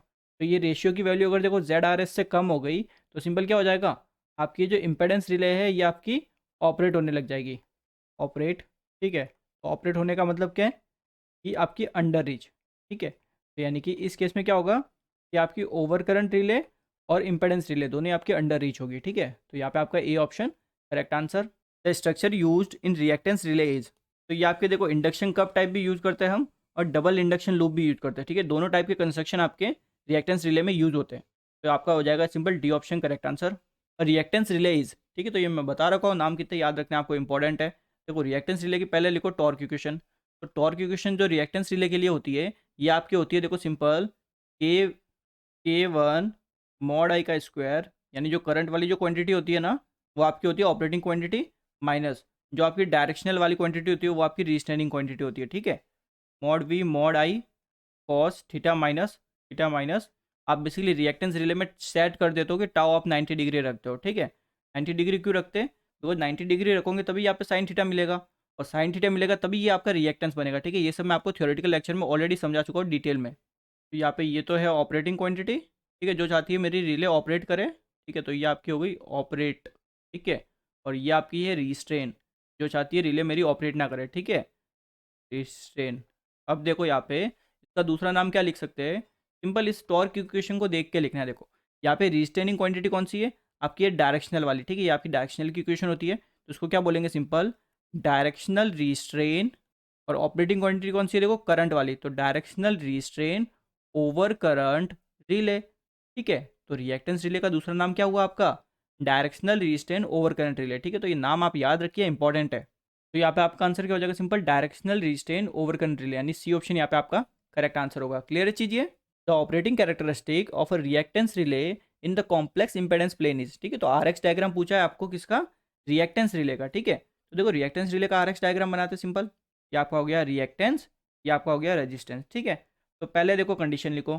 कंडीशन आपकी जो रिएक्टेंस रिले के लिए होती है, mod of x should be less then mod of x R S, ठीक है। जो भी आपने रिले में सेटिंग कर रखी है रिएक्टेंस की, उससे कम होना चाहिए। ये हमें पता है, तभी रिले आपकी ऑपरेट होती है, ठीक है चीज़। तो यहाँ पे देखो आपको कोई रेजिस्टेंस का कोई फैक्टर नहीं है, यानी आपकी जो रिएक्टेंस रिले होती है ना, ये आपकी होती है इंडिपेंडेंट ऑफ रेजिस्टेंस, यानी इसका पूरा ऑपरेशन आपके रेजिस्टेंस पे डिपेंड ही नहीं करता, इंडिपेंडेंट ऑफ रेजिस्टेंस, ठीक है। रेजिस्टेंस पे डिपेंड नहीं करता, तभी तो इसको अर्थ फॉल्ट और शॉर्ट लाइन के लिए यूज़ करते हैं, ठीक है। तो देखो इंडिपेंडेंट ऑफ रेजिस्टेंस है, तो यानी रेजिस्टेंस वाली एक्सिस पे तो कुछ भी नहीं आने वाला, यानी सिर्फ रिएक्टेंस पे बेस आपका इसका ऑपरेशन होता है, ठीक है। यानी रिएक्टेंस की कोई पर्टिकुलर वैल्यू होगी, उससे कम हो गई तो आपकी रिले ऑपरेट हो जाएगी, ठीक है। उससे ज़्यादा हुई तो रिले ऑपरेट नहीं होगी। तो सिंपल आपकी रिएक्टेंस एक्सिस पर कोई भी एक रिएक्टेंस की वैल्यू ले लो। मान लो ये आपने रिएक्टेंस की वैल्यू ले ली, ठीक है। ये मैंने क्या कर दिया, मान लेते सेट कर रही है, यानी एक्स आर एस रख दी मैंने ये, ठीक है। तो यहाँ पे सिंपल ये आपकी एक ऐसे लाइन ड्रॉ कर दो, ये आपकी एक लाइन ड्रॉ कर दी आपने, ठीक है। तो यहाँ पे हमने कंडीशन देखी क्या है, देखो जब कम होगा एक्स आर एस से तब आपकी रिले काम करेगी। तो कम तो कब होगा, ये सब आपकी क्या है, कम वैल्यू है, ठीक है। ये एक्स आर एस से कम है, तो यानी कि जब जब इसके नीचे की बात होगी, ठीक है, जब जब रिएक्टेंस इसके नीचे मिलेगा आपको, ठीक है, फॉल्ट में, तो आपका क्या होगा, ये रिले ऑपरेट होने लग जाएगी, ठीक है। तो यानी नीचे की तरफ तो क्या हो रही है, यहाँ पे ट्रिप हो रही है, ठीक है, बट ऊपर की तरफ क्या हो रही है, ब्लॉक हो रही है, ठीक है। और यहाँ पे देखो ये आर के जो है रेजिस्टेंस, ये आपका कौन सी एक्सिस पर है, ये आपकी है एक्स एक्सिस पर, ठीक है। तो आपने देखो ये जो लाइन ड्रॉ की ना, ये एक्स एक्सिस के देखो पैरेलल है, ठीक है। तो यहाँ पे आपका सिंपल आंसर क्या हो जाएगा, straight line parallel to the X axis, यानी डी ऑप्शन यहाँ पे आपका करेक्ट आंसर। क्लियर चीज? Reactance relay is normally use for protection against, तो रिएक्टेंस रिले आप यूज करते हो अर्थ फॉल्ट रिले के लिए, ठीक है, अर्थ फॉल्ट ओनली। और फेस फॉल्ट के लिए क्या बताया मैंने, इंपेडेंस रिले, ठीक है। अब देखो अर्थ फॉल्ट के लिए क्यों करते हैं, अगर इसमें आपको डाउट है तो देखो, देखो आपकी कोई मान लेते हैं ये आपकी ट्रांसमिशन लाइन है, ठीक है। आपके 3 तार है, तीनों तार ऐसे कुछ जा रहे हैं, ठीक है। तो देखो मान लो कोई जो पेड़ है, ठीक है, यहाँ पे आपकी कोई रिएक्टेंस रिले लग रखी है, ठीक है। मान लेते हैं इंपेडेंस रिले लगी है, ठीक है, रिएक्टेंस नहीं इंपेडेंस रिले ये आपकी। तो इंपेडेंस रिले ऑपरेट कब होगी, जब इसको मिलेगा mod Z less than mod Z R S, ठीक है। ये मैं कंडीशन ऑलरेडी पता है। तो देखो यहाँ पे मान लो कोई पेड़ इसके ऊपर आके गिर गया, ठीक है, ये आपका कोई पेड़ इसके ऊपर आके गिर गया, ठीक है। तो पेड़ अगर इसके ऊपर कोई आके गिरा तो क्या हुआ, आपका फॉल्ट हुआ, ठीक है। जरूरी नहीं है पेड़ ही गिरे, ठीक है, कुछ और इंस्ट्रूमेंट भी आपका गिर सकता है। तो देखो कोई अगर इंस्ट्रूमेंट इसके ऊपर गिरा, तो अब देखो ये क्या होगा, इस पर्टिकुलर पेड़ का जो रेजिस्टेंस है वो आपका ज़्यादा, ठीक है, रेजिस्टेंस ज़्यादा। तो रेजिस्टेंस ज़्यादा होगा तो इम्पेडेंस भी क्या होगा आपका ज़्यादा, ठीक है। तो जरा देखो अगर पेड़ आपका गिरा है तो फॉल्ट हुआ है ना, ठीक है, फॉल्ट तो हुआ है ना। तो देखो फॉल्ट हुआ है तो यहाँ पे आपकी देखो इम्पेडेंस रिले को ऑपरेट होना चाहिए था, बिकॉज फॉल्ट हुआ है। बट इम्पेडेंस रिले देखो कंडीशन क्या है कि मॉड जेड आपका कम होना चाहिए जेड आर एस से, बट यहाँ पे तो आपका देखो फॉल्ट हुआ, फॉल्ट होने की वजह से रेजिस्टेंस बढ़ गया, रेजिस्टेंस बढ़ने की वजह से आपका इम्पेडेंस भी बढ़ गया, तो आपकी इम्पेडेंस रिले काम नहीं करेगी, ठीक है, बिकॉज ये तो डिटेक्ट ही नहीं करेगी ना फॉल्ट, इसकी तो कंडीशन सेटिस्फाई नहीं हो रही। ऑपरेटिंग कंडीशन इसकी क्या है, mod Z should be less then mod Z R S, बस ऐसा ऐसा तो हो नहीं रहा यहाँ पे, तो ये आपकी रिले ऑपरेट नहीं होगी, ठीक है, रिले नॉट ऑपरेट। तो उस वजह से हमने क्या किया, एक ऐसी रिले हमने बनाई जिसका ऑपरेशन रेजिस्टेंस पे आपका डिपेंड ही नहीं करे, ठीक है, रेजिस्टेंस पे उसका ऑपरेशन डिपेंड ही ना करे। तो ऐसी आपकी होती है रिएक्टेंस रिले, ठीक है। तो इसलिए हम रिएक्टेंस रिले को यूज़ करते हैं एज अ अर्थ फॉल्ट में, ठीक है चीज़। एडमिटेंस रिले इज, ठीक है, तो एडमिटेंस मतलब ये महो रिले की बात कर रहा है। महो रिले क्या होती है, इनहेरेंटली डायरेक्शनल होती है। तो यहाँ पे आपका बी ऑप्शन करेक्ट आंसर होगा, ठीक है, इनहेरेंटली डायरेक्शनल, ठीक है। ये सब मैं आपको थियोरेटिकल लेक्चर में ऑलरेडी समझा चुका हूँ, ठीक है, इनहेरेंटली डायरेक्शन। एंड इसको हम यूज़ करते हैं लॉन्ग ट्रांसमिशन लाइन में, ठीक है, लॉन्ग ट्रांसमिशन लाइन में। लॉन्ग ट्रांसमिशन लाइन में क्यों यूज़ करते हो, बिकॉज ये आपका सबसे कम अफेक्टेड होती है सर्जेस के कारण, ठीक है, least affected due to surges, ठीक है। जो आपके सर्जेज होते हैं ना, उनसे आपकी ये सबसे कम अफेक्टेड होती है। तो यहाँ पे आपका B option correct answer. Mho relay is, अब देखो महो रिले में आ गया, तो देखो पहले महो रिले की टॉर्क इक्वेशन लिखो, ठीक है, टॉर्क इक्वेशन, ठीक है। टॉर्क इक्वेशन देखो महो रिले की होती है, जो ऑपरेटिंग क्वांटिटी होती है महो रिले में, ठीक है, वो आपकी रहती है डायरेक्शनल वाली, ठीक है, यानी कि K3 mod V mod I cos theta minus tau, ये आपकी होती है ऑपरेटिंग क्वांटिटी, ठीक है, जो चाहती है रिले मेरी ऑपरेट करे, माइनस जो आपकी रिस्ट्रेनिंग क्वांटिटी होती है, जो चाहती है रिले ना ऑपरेट करे, वो आपकी होती है वोल्टेज वाली। ठीक है चीज़, ये आपकी होती है टॉर्क इक्वेशन, जो आपको याद होनी चाहिए। अब यहाँ पे साफ देख सकते हो, ठीक है, सिंस ये आपकी ऑपरेटिंग है, ऑपरेट, और ये आपकी है रिस्ट्रेन। ठीक है, रिस्ट्रेन मतलब जो रिले को ऑपरेट ना होने दे, रिस्ट्रेन। ठीक है, तो इसका आप दूसरा नाम आपको लिखना है, तो इस इक्वेशन से दूसरा नाम लिख सकते हो। देखो रिस्ट्रेन कौन सी है, वोल्टेज वाली, तो इसको क्या लिखेंगे, वोल्टेज रिस्ट्रेन। ऑपरेटिंग कौन सी है, देखो डायरेक्शनल वाली है। ठीक है, तो यह आपका हो जाएगा voltage restrain directional relay. Clear है ये नाम? ठीक है, तो नाम आप याद रखिएगा, इंपॉर्टेंट है। तीनों रिले का मैं आपको बता चुका हूँ। तो आपका आंसर हो जाएगा वोल्टेज रिस्ट्रेन डायरेक्शनल रिले, यानी ए ऑप्शन यहाँ पे आपका करेक्ट आंसर। ठीक है, ये भी यही क्वेश्चन है, ये आपका हो जाएगा वोल्टेज रिस्ट्रेन डायरेक्शनल रिले, यानी ए ऑप्शन यहाँ पे भी correct answer. The operating characteristic of a distance relay in the R X plane is shown in the figure, it represent operating characteristic of है। ये कौन सी रिले ये पूछा है, तो ये आपकी रिएक्टेंस है नहीं, इंपेडेंस है नहीं, ये आपकी कौन सी बची, एक ही तो बची, महो रिले। ठीक है, बिकॉज देखो इंपेडेंस रिले में क्या होता है, सर्कल बनता है, उस सर्कल का सेंटर का होता है ओरिजिन पे, बट यहाँ पे देखो ओरिजिन ये रहा। ठीक है, यानी ये आपका जो सर्कल बना है ये तो ओरिजिन से पास हो रहा है। ठीक है, और आपका जो रिएक्टेंस रिले होती है, रिएक्टेंस रिले में जो आपका आर एक्स डायग्राम बनता है, वो तो एक स्ट्रेट लाइन बनती है जो पैरेलल होती है एक्स एक्सिस के। ठीक है, बची कौन सी डिस्टेंस रिले में, तीन तो है डिस्टेंस रिले में, तो महो ही बची है, तो महो ही होगी ये। ठीक है, और मैं ऑलरेडी आपको ये बना के भी मैं बता चुका हूँ थ्योरेटिकल वाले में। ठीक है, तो यहाँ पे आपका हो जाएगा महो रिले। ठीक है, तो यहाँ पे आपका डी ऑप्शन करेक्ट आंसर होगा। अब ऐसी ही क्यों बनती है, अगर ये भी आपको समझाना है तो देखो समझो, पहले टॉर्क इक्वेशन जो मैंने आपको लास्ट क्वेश्चन में समझाई। अब देखो कोई भी रिले ऑपरेट कब होती है, जब आपकी जो ऑपरेटिंग क्वांटिटी होती है रिले में, ठीक है, वो ज़्यादा बड़ी हो रिस्ट्रेनिंग से। ठीक है, तो रिले ऑपरेट कब होगी, जब आपकी ऑपरेटिंग क्वांटिटी रिस्ट्रेनिंग से बड़ी हो। ठीक है, तो यहाँ पे ऑपरेटिंग क्वांटिटी आपकी देखो डायरेक्शनल वाली है। ठीक है, तो ये डायरेक्शन वाली अगर बड़ी होगी इस रिस्ट्रेनिंग से, तो टॉर्क आपको क्या मिलेगा, ग्रेटर देन जीरो। यानी यहाँ से समझ में आया कि जब टॉर्क आपको ग्रेटर देन जीरो मिलेगा तब आपका ये आपका ऑपरेट करने लग जाएगी। ठीक है, यहाँ पे ये ग्रेटर देन और इक्वल टू आता है। ठीक है, इक्वल टू इसलिए आता है बिकॉज यहाँ पे इसमें डायरेक्शनल वाला फीचर भी आपको मिल जाता है। ठीक है, तो देखो यहाँ पे कंडीशन क्या हो जाएगी, सिंपल देयरफॉर यहाँ पे आपको मिल जाएगा देखो K3। ठीक है, K3 mod we mod I cos theta minus tau should be greater than K2 mod we का स्क्वायर। ठीक है, यही हमें मिल रहा है यहाँ पे। तो देखो यहाँ पे एक वोल्टेज से एक वोल्टेज तो कैंसिल हो जाएगा। ठीक है, तो यहाँ पे जो आपको इक्वेशन मिलेगी देखो वो क्या मिलेगी, K3/K2, K3/K2। ठीक है, यहाँ पे आ जाएगा फिर देखो cos theta minus tau, cos theta minus tau. ठीक है, should be greater than voltage, ठीक है, अपॉन आपका ये करंट, इस साइड भेज दिया हमने। ठीक है, यहाँ तक। तो ये इसी को थोड़ा देखो मॉडिफाई करते हैं, तो ये आपको कंडीशन यहाँ से मिल जाएगी देखो वोल्टेज अपॉन करंट। ठीक है, ये जो रेशियो में मिलता है, ये रेशियो आपका क्या होना चाहिए, देखो should be less than K3/K2, K3/K2 cos theta minus tau. यानी अगर ये कंडीशन आपकी सेटिस्फाई हो जाती है तब आपकी महो रिले ऑपरेट करने लग जाती है। ठीक है, कंडीशन समझ गए। अब इसी से आपका ये आर एक्स डायग्राम बनता है। ठीक है, बना के बता देता हूँ एक बार मैं आपको फटाफट। ये आपका हो गया एक्स, ये आपका हो गया आर। ठीक है, अब इसमें देखो सिंपल आपको क्या करना होता है, ये डायग्राम बनाना है। ठीक है, तो पहले क्या करो, K3/K2 जो ये है ना, ये वाली लाइन बना दो। ठीक है, तो K3/K2 आपकी ये वाली लाइन होती है। ठीक है, ये आपकी हो जाएगी K3/K2। ठीक है, और ये जो एंगल बनेगा ना, ये आपका बनेगा ये टाओ। ठीक है, ये आपका बन गया टाओ। क्लियर है इतना? अब कौन सी लाइन ड्रॉ करनी है आपको, थीटा वाली। ठीक है, एक लाइन ड्रॉ करो सिंपली, ये आपकी लाइन होगी। तो ये जो लाइन आपने ड्रॉ की, ये आपका एंगल बना रही है थीटा। ठीक है, ये आपका बना रही है थीटा एंगल। तो देखो अगर ये आपका थीटा बना रही है तो ये वाला एंगल कितना हो गया, देखो सिंपल, देखो ये पूरा थीटा, ये टाओ, तो ये आपका हो जाएगा थीटा माइनस टाओ। ठीक है, तो अब क्या करो सिंपल, ये जो आपकी लाइन है ना, ठीक है, जो आपने थीटा वाली लाइन ड्रॉ की है, यहाँ से परपेंडिकुलर लाइन ड्रॉ करो। ये आपकी देखो परपेंडिकुलर लाइन ऐसे कुछ, इस मैच कर लेते हैं, ये आपकी हो गई 90 डिग्री। ठीक है, परपेंडिकुलर। क्लियर है चीज़? तो परपेंडिकुलर हो गई, तो जरा समझो देखो, अब आप अगर यहाँ पे एंगल के कंपोनेंट निकालते हो तो कैसे निकालोगे, कंपोनेंट आपको निकालने आते ही होंगे। देखो कंपोनेंट के लिए आपको क्या करना है, सिंपल देखो ये आपका है थीटा माइनस टाउ। ठीक है, तो ये जो लाइन आपकी है ना, ठीक है, इस लाइन का कंपोनेंट क्या बनेगा, देखो ये आपका देखो K3/K2 है। ठीक है, तो या इसके लिए आप अगर कंपोनेंट निकालते हो ना, ये आपका बन जाएगा K3/K2।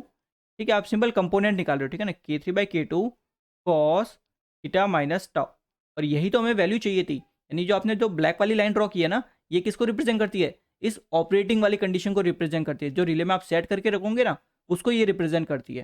ठीक है चीज़। अब आप देखो, अगर नॉर्मली देखो कोई सर्कल बनाया हो, ठीक है, एक सेकंड रुको, सर्कल ना देखो, ऐसे देखो, या आपने मान लेते हैं कोई राइट एंगल ट्रायंगल बनाया है। ठीक है, कुछ इस टाइप में, ये आपका कोई राइट एंगल ट्रायंगल है। अब देखो यहाँ पे ये आपका है 90 डिग्री। ठीक है, तो देखो यहाँ पे अगर इसको सब मैच करके आप सर्कल बनाते हो, कि ये आपका कुछ सर्कल ऐसा इस टाइप में कुछ सर्कल बनेगा, ठीक है। इसमें देखो क्या होता है, जैसे आप ये सर्कल बनाया आपने, देखो इसमें ये आपका कुछ ऐसे आपने ये जैसे यहाँ से एक लाइन ली, ठीक है, देन इसको यहाँ पे आपने मैच करवा दिया, ठीक है। तो ये बेसिकली सर्कल की एक प्रॉपर्टी होती है कि आपका 90 डिग्री बनता है, ठीक है, एंगल। अगर किसी सर्कल के अंदर आप ऐसे राइट एंगल ट्रायंगल बनाते हो तो कहीं से भी बनाओ, देखो ये भी मैंने ऐसे बनाया है, या आप कहीं से भी बनाओ, हर जगह आपका 90 डिग्री ऐसे बनेगा, ठीक है। तो यहाँ पे क्या करो, आप ये जो बनाए ना आपका ये, इस पैटर्न को सिंपली देखो, ये आपका यहाँ पे एक सर्कल बनेगा कुछ इस टाइप में आपका, ठीक है, जो ओरिजिन से पास होगा, ऐसे ही आपका कुछ सर्कल बनेगा इस टाइप का, ठीक है चीज़। ये बेसिकली एक सर्कल की एक प्रॉपर्टी होती है, ठीक है। इसमें ज़्यादा डिटेल में जाना नहीं, सिंपल ये समझो कि सर्कल बनता है, और सर्कल देखो कहाँ से पास हुआ है आपका, ओरिजिन से पास हुआ है, ठीक है। तो ओरिजिन से पास हुआ है ना, तो यहाँ पे नीचे लिख भी सकते हो कि सर्कल बनेगा, circle passing through the origin. Clear चीज़, ये इंपॉर्टेंट पॉइंट है। तो यहाँ पे देख सकते हो रिले ऑपरेट कब करेगी, जब इस सर्कल के अंदर ये जो ब्लैक वाली लाइन है ना, ये ब्लैक वाली लाइन तो देखो कहीं पे भी बन सकती है ना, इस सर्कल के अंदर कहीं पे भी बन सकती है। तो जब जब आपका ये इस लाइन के अंदर होगा, ठीक है, इस सर्कल के अंदर होगा, तब आपका रिले ट्रिप होगी, ठीक है। ये आपका ट्रिप है और बाहर आपका ब्लॉक है, ठीक है। ये आपका बेसिक डायग्राम बनता है महो रिले का, ठीक है। आपको बस इतना याद रखना है कि इसमें जो आरएक्स डायग्राम बनता है उसमें आपका circle passing through the origin, circle आपका ओरिजिन से पास होता है, ठीक है। तो यहाँ पे आपका डी ऑप्शन करेक्ट आंसर होगा। For ground fault we prefer, तो हम क्या प्रीफर करते हैं, रिएक्टेंस रिले को प्रीफर करते हैं, ठीक है। ऑलरेडी समझा चुका क्यों प्रीफर करते हैं, बिकॉज रिएक्टेंस रिले का ऑपरेशन रेजिस्टेंस पे डिपेंड नहीं करता, ठीक है। An over current relay is said to overreach when it operates at a current. तो यहाँ पे देखो ओवर रीच का मतलब आपको समझ में आना चाहिए। देखो पहले क्या करते हैं, ऑपरेटिंग कंडीशन निकालते हैं। देखो जो ओवर करंट रिले होती है, के लिए आपकी जो ऑपरेटिंग कंडीशन होती है वो आपने निकाल रखी है, ठीक है। Current should be greater than जो भी आपने रिले में सेट कर रखा है, ठीक है, रिले सेटिंग, ये आपकी होती है ऑपरेटिंग कंडीशन। ये जब सेटिस्फाई होगी तभी आपकी रिले ऑपरेट होगी, ठीक है। बट इसने बोला है कि ओवर रीच, ठीक है। तो देखो ओवर रीच का मतलब होता है, यानी कि रिले जो है आपका वो फॉल्ट को डिटेक्ट नहीं कर रही, ठीक है। यानी रिले से बहुत दूर कहीं पे फॉल्ट हुआ है, ठीक है, तो ये आपका पकड़ में ही नहीं आ रहा है इस रिले के। तो ओवर रीच का मतलब है कि आपकी जो रिले है, ठीक है, ओवर करंट रिले वो ऑपरेट नहीं हो रही, ठीक है, नॉट ऑपरेट। तो हमें पता है रिले ऑपरेट कब होती है, ओवर करंट रिले ऑपरेट कब होती है, जब current greater than relay setting होता है। तो ऑपरेट कब नहीं होगी, इसका उल्टा कर दो simple, when current is less than relay setting, ठीक है। इस केस में आपकी ये ऑपरेट नहीं होगी। तो सिंपल आंसर क्या हो जाएगा, when it operates at a current lower than its setting, ठीक है। तो यहाँ पे आपका C option correct answer. Distance relay with inherent directional property is known as, तो पहले से डायरेक्शनल प्रॉपर्टी किसमें होती है, आपके महो रिले में होती है, ठीक है। तो ये आपका आंसर हो जाएगा सिंपल एडमिटेंस रिले, यानी एडमिटेंस और महो एक ही चीज़ है, ठीक है। तो यहाँ पे आपका बी ऑप्शन करेक्ट आंसर होगा। क्लियर चीज़ है। A distance relay is said to be inherently directional if its characteristic on RX diagram। तो यहाँ पे देखो उल्टा करके क्वेश्चन पूछ लिया। इनहेरेंटली डायरेक्शन कौन सी होती है आपकी, महो रिले होती है, ठीक है। ये मैं ऑलरेडी समझा चुका हूँ, ये आपकी होती है महो रिले, ठीक है। अब महो रिले का आरएक्स डायग्राम भी मैं आपको बनवा चुका हूँ। क्या होता है, circle passing through the origin, ठीक है। तो क्या बोलेंगे, a circle that passes through the origin, यानी ये आपका बी ऑप्शन यहाँ पे करेक्ट आंसर, ठीक है। तो B option correct answer. Clear है। और इनहेरेंटली डायरेक्शनल बोलने का मतलब होता है कि आपकी महो रिले में पहले से ही डायरेक्शनल वाली प्रॉपर्टी होती है। नॉर्मल आपने डायरेक्शनल रिले पढ़ रखी होगी, ठीक है। उसकी जो प्रॉपर्टी होती है, यानी करंट अगर किसी पर्टिकुलर डायरेक्शन में फ्लो करेगा तभी डायरेक्शनल रिले आपकी ऑपरेट करती है। तो ये चीज़ आपको महो रिले में भी मिलती है, ठीक है। कैसे मिलती है, अभी मैंने आपको कंडीशन निकलवाई थी, देखो कि mod of V upon mod of I should be less than K3/K2 then आपका आया था कॉस थीटा माइनस टाउ, ठीक है। तो ये जो आपका एलिमेंट आया ना यहाँ पे देखो, कॉस थीटा माइनस टाउ, ये आपका आता है डायरेक्शनल में, ठीक है। अगर आपने डायरेक्शनल रिले पढ़ी हो तो ये आपका आता है क्या है, ये आपका एक डायरेक्शनल एलिमेंट है, डायरेक्शनल, ठीक है। तो इस वजह से आपको महो रिले में डायरेक्शनल प्रॉपर्टी भी मिल जाती है, ठीक है। इसलिए हम बोलते हैं कि महो रिले आपकी इनहेरेंटली डायरेक्शनल है। क्लियर है चीज़ ये। तो अगला क्वेश्चन देखते हैं। For the protection of lines against fault involving variable fault resistance the prefer relying scheme is. तो देखो आपका अगर देखो जो फॉल्ट हुआ है वहाँ पे अगर आपका वेरिएबल रेजिस्टेंस है, तो मान लो आपका रेजिस्टेंस बहुत ज़्यादा है, ठीक है। जहाँ पे फॉल्ट हुआ ना वहाँ पे आपका रेजिस्टेंस ज़्यादा है, तो ज़्यादा होगा। और अगर वहाँ पे आपने इंपेडेंस रिले लगा दी, तो इंपेडेंस रिले तो उस फॉल्ट को डिटेक्ट करेगी नहीं, बिकॉज उसकी कंडीशन होती है कि impedance should be less then relay setting, ठीक है। बट यहाँ पे आपका क्या हो रहा है, फॉल्ट हो रहा है, तो फॉल्ट में रेजिस्टेंस ज़्यादा है वहाँ पे, तो रेजिस्टेंस अगर ज़्यादा हो गया तो इंपेडेंस ज़्यादा हो गया, तो उस वजह से इंपेडेंस रिले ने फॉल्ट को डिटेक्ट किया नहीं। तो इसलिए हमने ऐसी रिले डिज़ाइन की जो आपके रेजिस्टेंस पे डिपेंड ना करे, ठीक है। तो वो आपकी रहती है रिएक्टेंस रिले। ये एक इंपॉर्टेंट क्वेश्चन है, इसको आप याद रखिएगा, ठीक है। रिएक्टेंस रिले वहाँ यूज होती है जहाँ पे आपको रेजिस्टेंस पे डिपेंड नहीं करना चाहिए आपका ऑपरेशन, ठीक है। जहाँ पे भी वेरिएबल रेजिस्टेंस आए वहाँ पे आपका रिएक्टेंस रिले यूज होती है, ठीक है। The relay use for the phase fault protection of short line, short transmission line is, ठीक है। देखो शॉर्ट ट्रांसमिशन लाइन में मैं आपको ऑलरेडी थ्योरेटिकल लेक्चर में समझा चुका हूँ डिटेल में, आप यूज़ करते हो रिएक्टेंस रिले, ठीक है। मीडियम ट्रांसमिशन लाइन में आप यूज़ करते हो इम्पेडेंस रिले, और लॉन्ग ट्रांसमिशन लाइन में आप यूज़ करते हो महो रिले, ठीक है। आपकी देखो ये महो जो है ये आप यूज़ करते हो लॉन्ग में, ठीक है। और ये आपकी जो है इम्पेडेंस ये आप यूज़ करते हो मीडियम में, ठीक है। क्लियर है चीज़ ये। Mho relay is usually employed for the production of, ठीक है। तो बता दिया मैंने आपको ऑलरेडी, ठीक है। लॉन्ग लाइन में इसको हम यूज़ करते हैं, ठीक है। लॉन्ग लाइन में इसलिए यूज़ करते हैं बिकॉज ये आपकी जो महो रिले है ना, ये सर्जेस से सबसे कम अफेक्टेड होती है। जो सर्ज आपके होते हैं, सर्ज से सबसे कम अफेक्ट होती है आपके महो रिले, तो उस वजह से आपका लॉन्ग ट्रांसमिशन लाइन में यूज़ करते हैं, बिकॉज लॉन्ग ट्रांसमिशन लाइन में आपको सर्जेस बहुत ज़्यादा मिलते हैं। Where severe synchronising swing occur the relay employed, देखो जहाँ पे भी आपका ज़्यादा सबसे ज़्यादा स्विंग होता हो, स्विंग मतलब पावर में वेरिएशन होता हो, ठीक है, कम ज़्यादा हो रही है पावर, तो वहाँ पे हम हमेशा यूज़ करते हैं महो रिले, ठीक है।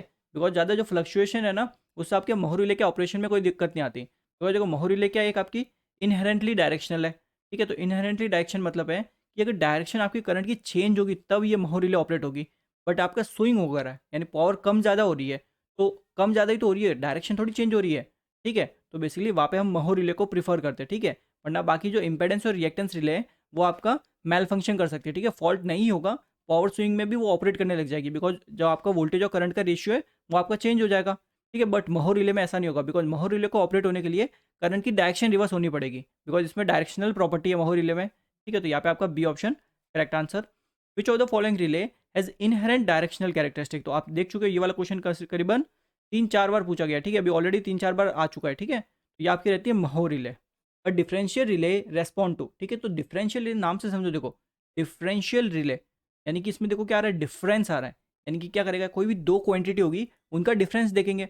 अब क्वांटिटी किस क्वांटिटी का डिफरेंस देखा जाता है, यानी अगर देखो आपको किसी दो चीज़ों को कंपेयर करना है तो आप क्या देखोगे, दोनों सेम चीज़ों का कंपैरिजन किया जाता है ना, ठीक है। अलग अलग चीज़ों का कंपैरिजन थोड़ी किया जाता है। जैसे लैपटॉप का कंपैरिजन आप फ़ोन के साथ थोड़ी करोगे, कोई लैपटॉप है उसका लैपटॉप किसी और कंपनी का लैपटॉप है उसके साथ कंपैरिजन किया जाता है, यानी सेम क्वांटिटी के साथ हमेशा आपका कंपैरिजन होता है।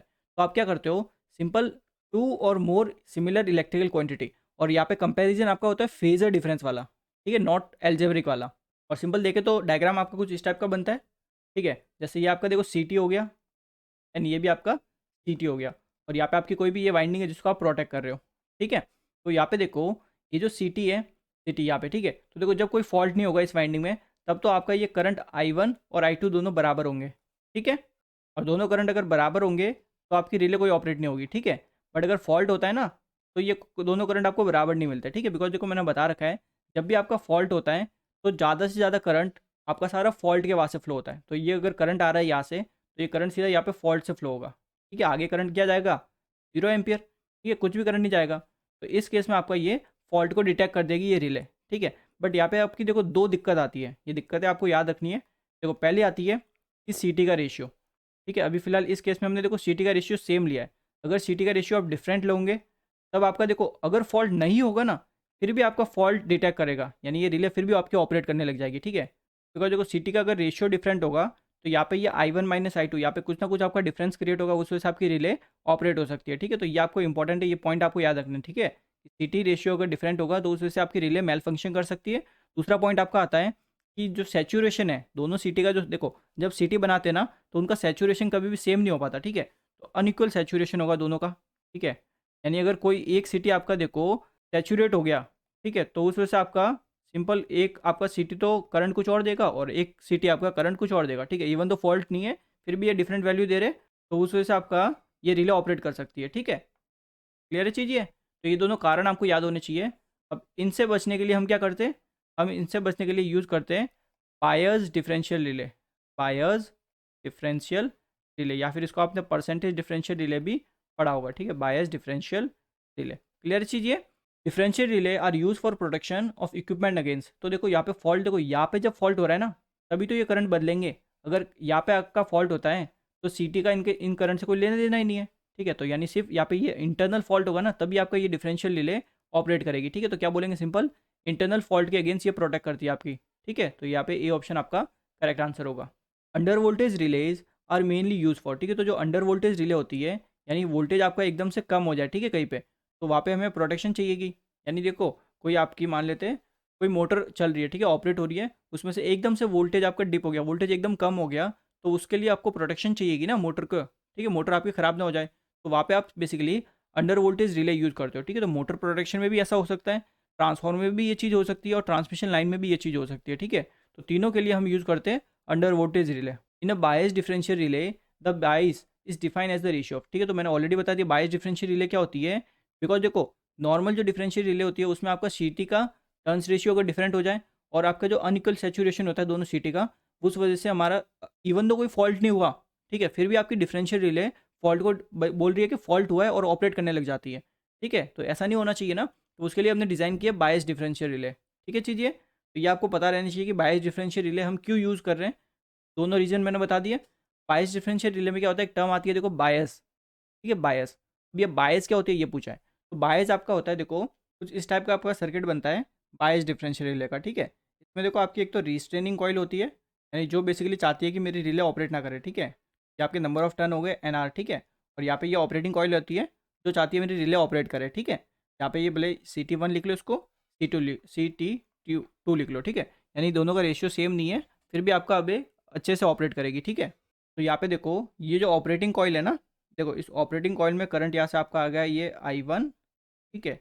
और ये जो यहाँ से जो करंट आएगा ये आपका हो जाएगा I2, ठीक है। तो देखो यहाँ से ये जो I1 आ रहा है, यहाँ पे भी ये I1 ही जा रहा है, I1, ठीक है। तो जो ऑपरेटिंग कॉइल है ना, इस ऑपरेटिंग कॉइल में देखो करंट कितना फ्लो हो रहा है, ऑपरेटिंग कॉइल में देख सकते हो एक दूसरे के अपोजिट है, ठीक है। तो ऑपरेटिंग कॉइल में जो करंट फ्लो होगा वो कितना होगा, देखो नंबर ऑफ टर्न जो भी आपका, ठीक है, इनटू जो भी आपका करंट है I1 माइनस I2। तो मैंने यहाँ पे क्या किया है, N इंटू आई किया है, यानी MMF मैंने यहाँ पे लिखा है, ठीक है। तो ये आपका हो गया ऑपरेटिंग MMF।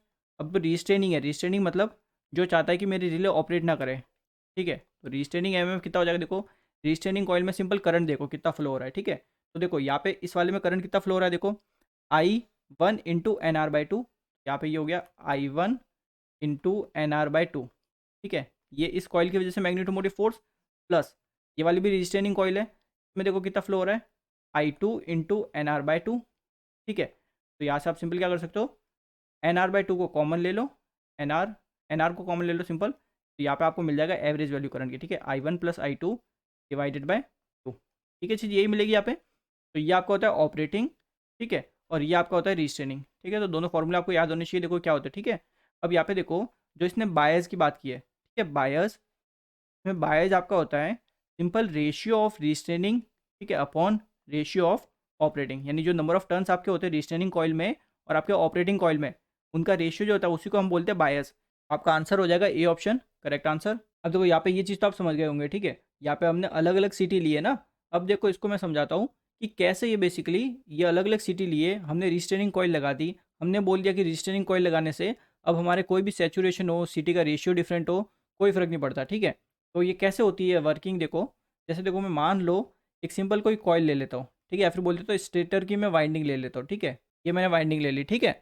अब देखो इसमें फिलहाल मान लो करंट फ्लो हो रहा है आपका 1000 एम्पियर यहाँ पे, ठीक है, 1000 एम्पियर करंट फ्लो हो रहा है, और यहाँ पे आपको करंट मिल रहा है 990 एम्पियर, ठीक है। बिकॉज देखो सीटी का रेशियो अगर आपने अलग अलग लिया है तो ये करंट थोड़ा बहुत तो डिफरेंस मिलेगा ना, ठीक है। सीटी का रेशियो आपने अलग अलग लिया है, क्लियर है, तो थोड़ा सा आपको डिफरेंस मिल गया यहाँ पे। तो अब देखो अगर मैं यहाँ पे I1 माइनस I2 निकालता हूँ, I1 माइनस I2, ठीक है, क्या हो जाएगा, देखो 1000 माइनस 990 यानी कि 10 एम्पियर आ गया, 10 एम्पियर। और अगर मैं ये एवरेज वैल्यू निकालता हूँ, यानी I1 plus I2 divided by 2, ठीक है, तो ये कितना आएगा, देखो 1000 प्लस 990 डिवाइडेड बाई 2, तो ये आपको मिल जाएगा 995 यहाँ तक, ठीक है। तो यहाँ पे अगर आप देखते हो, ठीक है, देयर फॉर सिंपल यहाँ पे क्या है, देखो I1 माइनस I2, ठीक है, ये जो वैल्यू आपकी करंट की, ये आपकी देखो less than I1 plus I2 divided by 2, I1 plus I2 divided by 2, clear है चीज़ ये। तो यहाँ पे देखो आपकी क्या है, ऑपरेटिंग क्वांटिटी छोटी है रिस्ट्रेनिंग क्वांटिटी से, बिकॉज I1 माइनस I2 क्या होता है operating, I1 plus I2 by 2 क्या होता है रिस्ट्रेनिंग। ये मैं आपको अभी ऑलरेडी समझा चुका, देखो ये मैंने आपको निकलाई थी ना, रिस्ट्रेनिंग और ऑपरेटिंग, ठीक है, I1 माइनस I2, और रिस्ट्रेनिंग आपकी हो गई I1 प्लस I2 बाई 2। यहाँ पे मैं नंबर ऑफ टर्न्स को कंसिडर नहीं करा फिलहाल अभी, ठीक है, मैं ऐसे आपको समझा रहा हूँ वर्किंग की कैसे होती है। इस केस में तो देखो आपकी रिले ऑपरेट नहीं होगी, ठीक है, रिले नॉट ऑपरेट।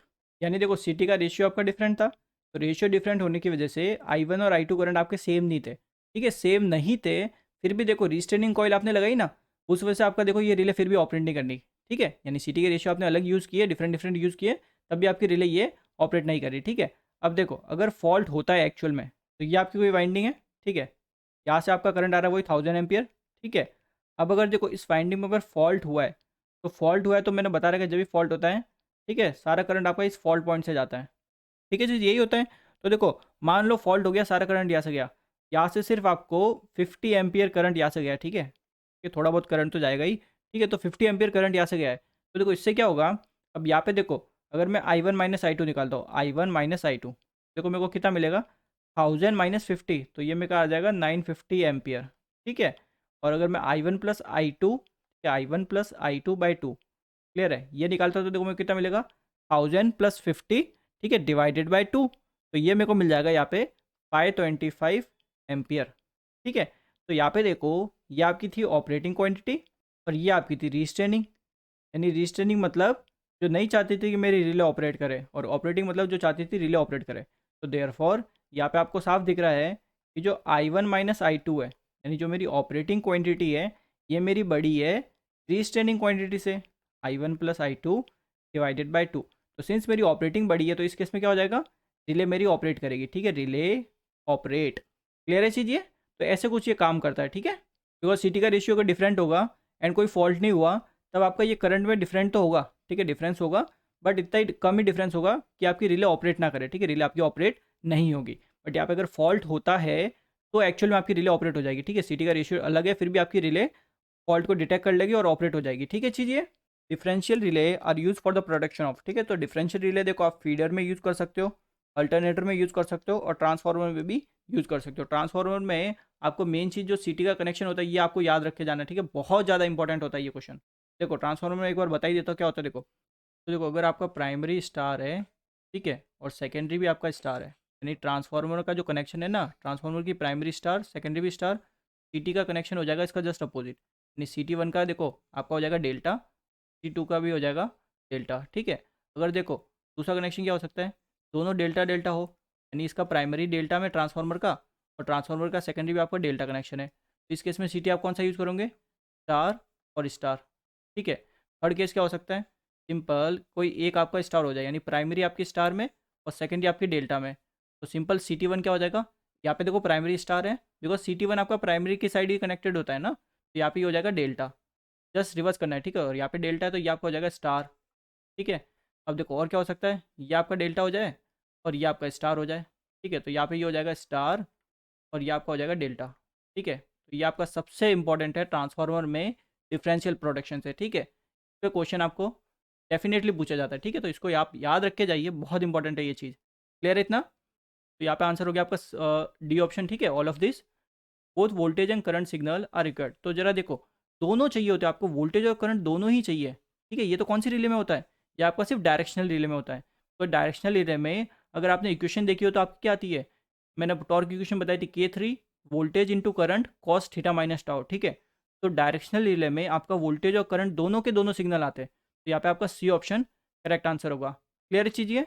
तो अगला क्वेश्चन देखते हैं, the relay use for feeder protection is, तो देखो जो फीडर प्रोटेक्शन के लिए जो रिले यूज होती है ये आपकी होती है ट्रांसले रिले, ठीक है, ट्रांसले रिले, तो ये एक इंपॉर्टेंट क्वेश्चन है, इसको आप याद रखिएगा, ठीक है। अब देखो इसमें ये जो ट्रांसले रिले दे रखा है ना, ये आपकी और कुछ नहीं है, ये आपकी होती है डिफरेंशियल रिले, ठीक है, जो आपकी डिफरेंशियल रिले आपने पढ़ी है ना, डिफरेंशियल रिले, ठीक है। देखो डिफरेंशियल रिले में क्या करते हैं हम, सिंपली किसी दो इलेक्ट्रिकल क्वांटिटी को कंपेयर करते हैं, ठीक है, वो वोल्टेज भी हो सकती है करंट भी हो सकती है।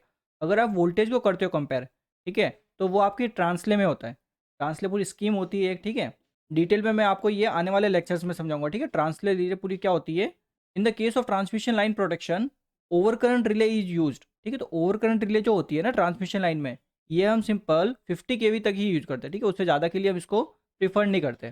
Phase relay are use to provide protection against, देखो फेज रिले ऑब्वियसली बात है फेज फॉल्ट में प्रोटेक्ट करेगी, ठीक है, तो सिंपल क्या बोलेंगे, या तो आपका होगा phase fault between two phase और मोर फेज, ठीक है, बिकॉज देखो यहाँ पे आपका 3 फेज है, बट यहाँ पे देखो 3 जरूरी थोड़ी है 3 फेज ही हो, 2 फेज के बीच में भी तो हो सकता है। तो यहाँ पे आपका हो जाएगा सिंपल सी option correct answer. In a 3 phase circuit residual current, residual मतलब ये बेसिकली बोल रहा है जो लीकेज करंट होता है ना आपका, अर्थ फॉल्ट में आपने पढ़ा होगा लीकेज करंट आता है, ठीक है, रेजिडुअल करंट बोलते हैं उसको। तो ये आपका होगा जीरो सीक्वेंस में, ठीक है, बिकॉज ये आपका रेजिडुअल करंट ग्राउंड से रिलेटेड होता है। ग्राउंड से रिलेटेड में आपका पता ही है जीरो सीक्वेंस कंपोनेंट आता है सिर्फ, ठीक है। The plug setting of a negative sequence relay is 0.2 ampere. The current transformer ratio is 5:1।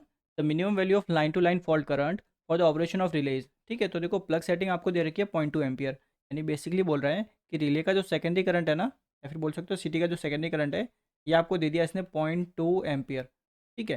फिर इसने बोला कि जो सिटी है ना करंट ट्रांसफार्मर का रेशियो भी इसने आपको दे दिया 5:1, ठीक है। तो सिंपल बोला है कि मिनिमम कौन सा करंट होगा जिस पर आपका रिले ऑपरेट करने लग जाए, ठीक है। तो सिंपल देखो देयर फॉर आई पी, ठीक है, कितना हो जाएगा जैसे आप ट्रांसफार्मर में करते हो ना, ठीक है, न्यूमेरिकल्स भी मैंने आपको करवाए थे। ये आपको कितना हो जाएगा देखो सिंपल 5/1, ठीक है, सिटी का रेशियो इंटू आपका जो भी I2 है, ये आपको मिल जाएगा 1 एम्पियर, ठीक है। बट क्वेश्चन में इसने बोला है लाइन टू लाइन निकालना है, तो ये आपका सिंपल हो जाएगा IP लाइन टू लाइन, ठीक है। तो लाइन टू लाइन सिंपल कितना हो जाएगा, √3 से इसको मल्टीप्लाई कर दो, √3 इंटू 1, तो ये आपका √3 की वैल्यू कितनी होती है 1.732 एम्पियर, ठीक है चीजिए। तो आपका यहाँ पे C option correct answer. Zero sequence current is use for relaying purpose only in the case of, तो जीरो सीक्वेंस कहाँ यूज होता है ये पूछा, ठीक है, जीरो सीक्वेंस करंट। तो जीरो सीक्वेंस करंट है तो ये एक तो कंफर्म है कि ग्राउंड से रिलेटेड होगा, जो भी चीज़ होगी ये ग्राउंड से रिलेटेड होगी। अब देखो इसको हम यूज़ करेंगे ग्राउंड ओवर करंट रिले में, ये ग्राउंड ओवर करंट रिले में, तो ये ऑप्शन यहाँ पे आपका correct answer. Over conventional electromechanical relay the transistor relay have the advantage of, ठीक है। तो देखो एक तो आप नॉर्मल जो रिले पढ़ते हो, ठीक है, जो आपने इलेक्ट्रोमैकेनिकल रिले जिनको बोलते हैं, एक आपकी आती है ट्रांजिस्टर रिले, ठीक है, जो आपके ट्रांजिस्टर जो इक्विपमेंट्स होते हैं उनसे आपने बना रखी होती है, ठीक है। तो उनके फ़ायदे ये होते हैं कि उनमें पावर आपकी कम कंज्यूम होती है, मेंटेनेंस आपको कम करनी होती है, ठीक है, और सेंसिटिविटी बहुत अच्छी मिल जाती है उसमें, ठीक है, ऑपरेशन बहुत फास्ट होता है, high reset to pickup ratio होता है, wide range of characteristic approaching more और लेस टू आइडियल रिक्वायरमेंट, जो आपकी आइडियल रिक्वायरमेंट होती है ना, वहाँ तक हमें बेसिकली ऑपरेशन मिल जाता है ट्रांजिस्टर में, ठीक है। तो यहाँ पे आपका हो जाएगा डी ऑप्शन, ये बेसिकली आपके एडवांटेज हो गए सारे ट्रांजिस्टर रिलेज के, ठीक है। Over conventional electromechanical relay the transistor relay have the limitation of, यानी जो ट्रांजिस्टर रिले होती है ना इनके डिसएडवांटेज क्या है, इनकी लिमिटेशन क्या है ये पूछा है। तो देखो जैसे जैसे इनकी टाइम बढ़ता है, ठीक है, आपने एक बार इंस्टॉल कर दिया ट्रांजिस्टर रिले, तो टाइम के साथ क्या होता है इनकी जो कैरेक्टरिस्टिक है, इनका जो ऑपरेशन है उसमें आपका चेंज हो जाता है, ठीक है, उनमें कुछ थोड़ा मॉडिफिकेशन आपका हो जाता है टाइम के साथ, यानी एजिंग के साथ आपका इसकी कैरेक्टरिस्टिक आपकी चेंज हो जाती है, ठीक है। तो ये किसका डिसएडवांटेज है, ऐसा नहीं होना चाहिए। लो शॉर्ट टाइम ओवरलोड कैपेसिटी, ठीक है, यानी ओवरलोड कैपेसिटी भी इसकी इतनी अच्छी खासी होती नहीं।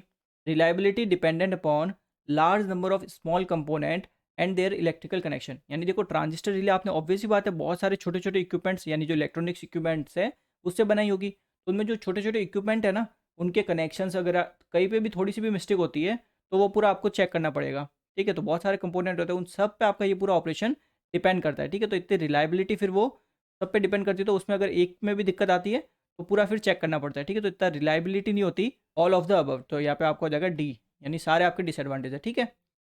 इन a static over current relay inverse time characteristic are obtain by, ठीक है। तो जो आपकी स्टैटिक ओवर करंट रिले होती है कि जैसे मैंने आपको देखो IDMT पढ़ाया था, IDMT मतलब इनवर्स डेफिनेट मिनिमम टाइम, ठीक है। तो उसमें जो मिनिमम टाइम वाली जो आपकी प्रॉपर्टी थी, ठीक है, जो कैरेक्टरिस्टिक थी मिनिमम टाइम वाली, वो आपको कैसे मिलती थी, सेचुरेशन ऑफ कोर, यानी कोर का सेचुरेशन हो जाता, उस वजह से हमें ये वो मिनिमम टाइम वाली कैरेक्टरिस्टिक मिलती थी, ठीक है। यहाँ पे पूछा है कि इन्वर्स टाइम कैरेक्टरिस्टिक कैसे मिलती है ओवर करंट रिले में, तो ये आपको मिलती है इंटीग्रेटिंग सर्किट से, ठीक है। जो इंटीग्रेटिंग सर्किट होता है उसकी मदद से हमें क्या मिलती है, सिंपल इन्वर्स टाइम कैरेक्टरिस्टिक मिलती है।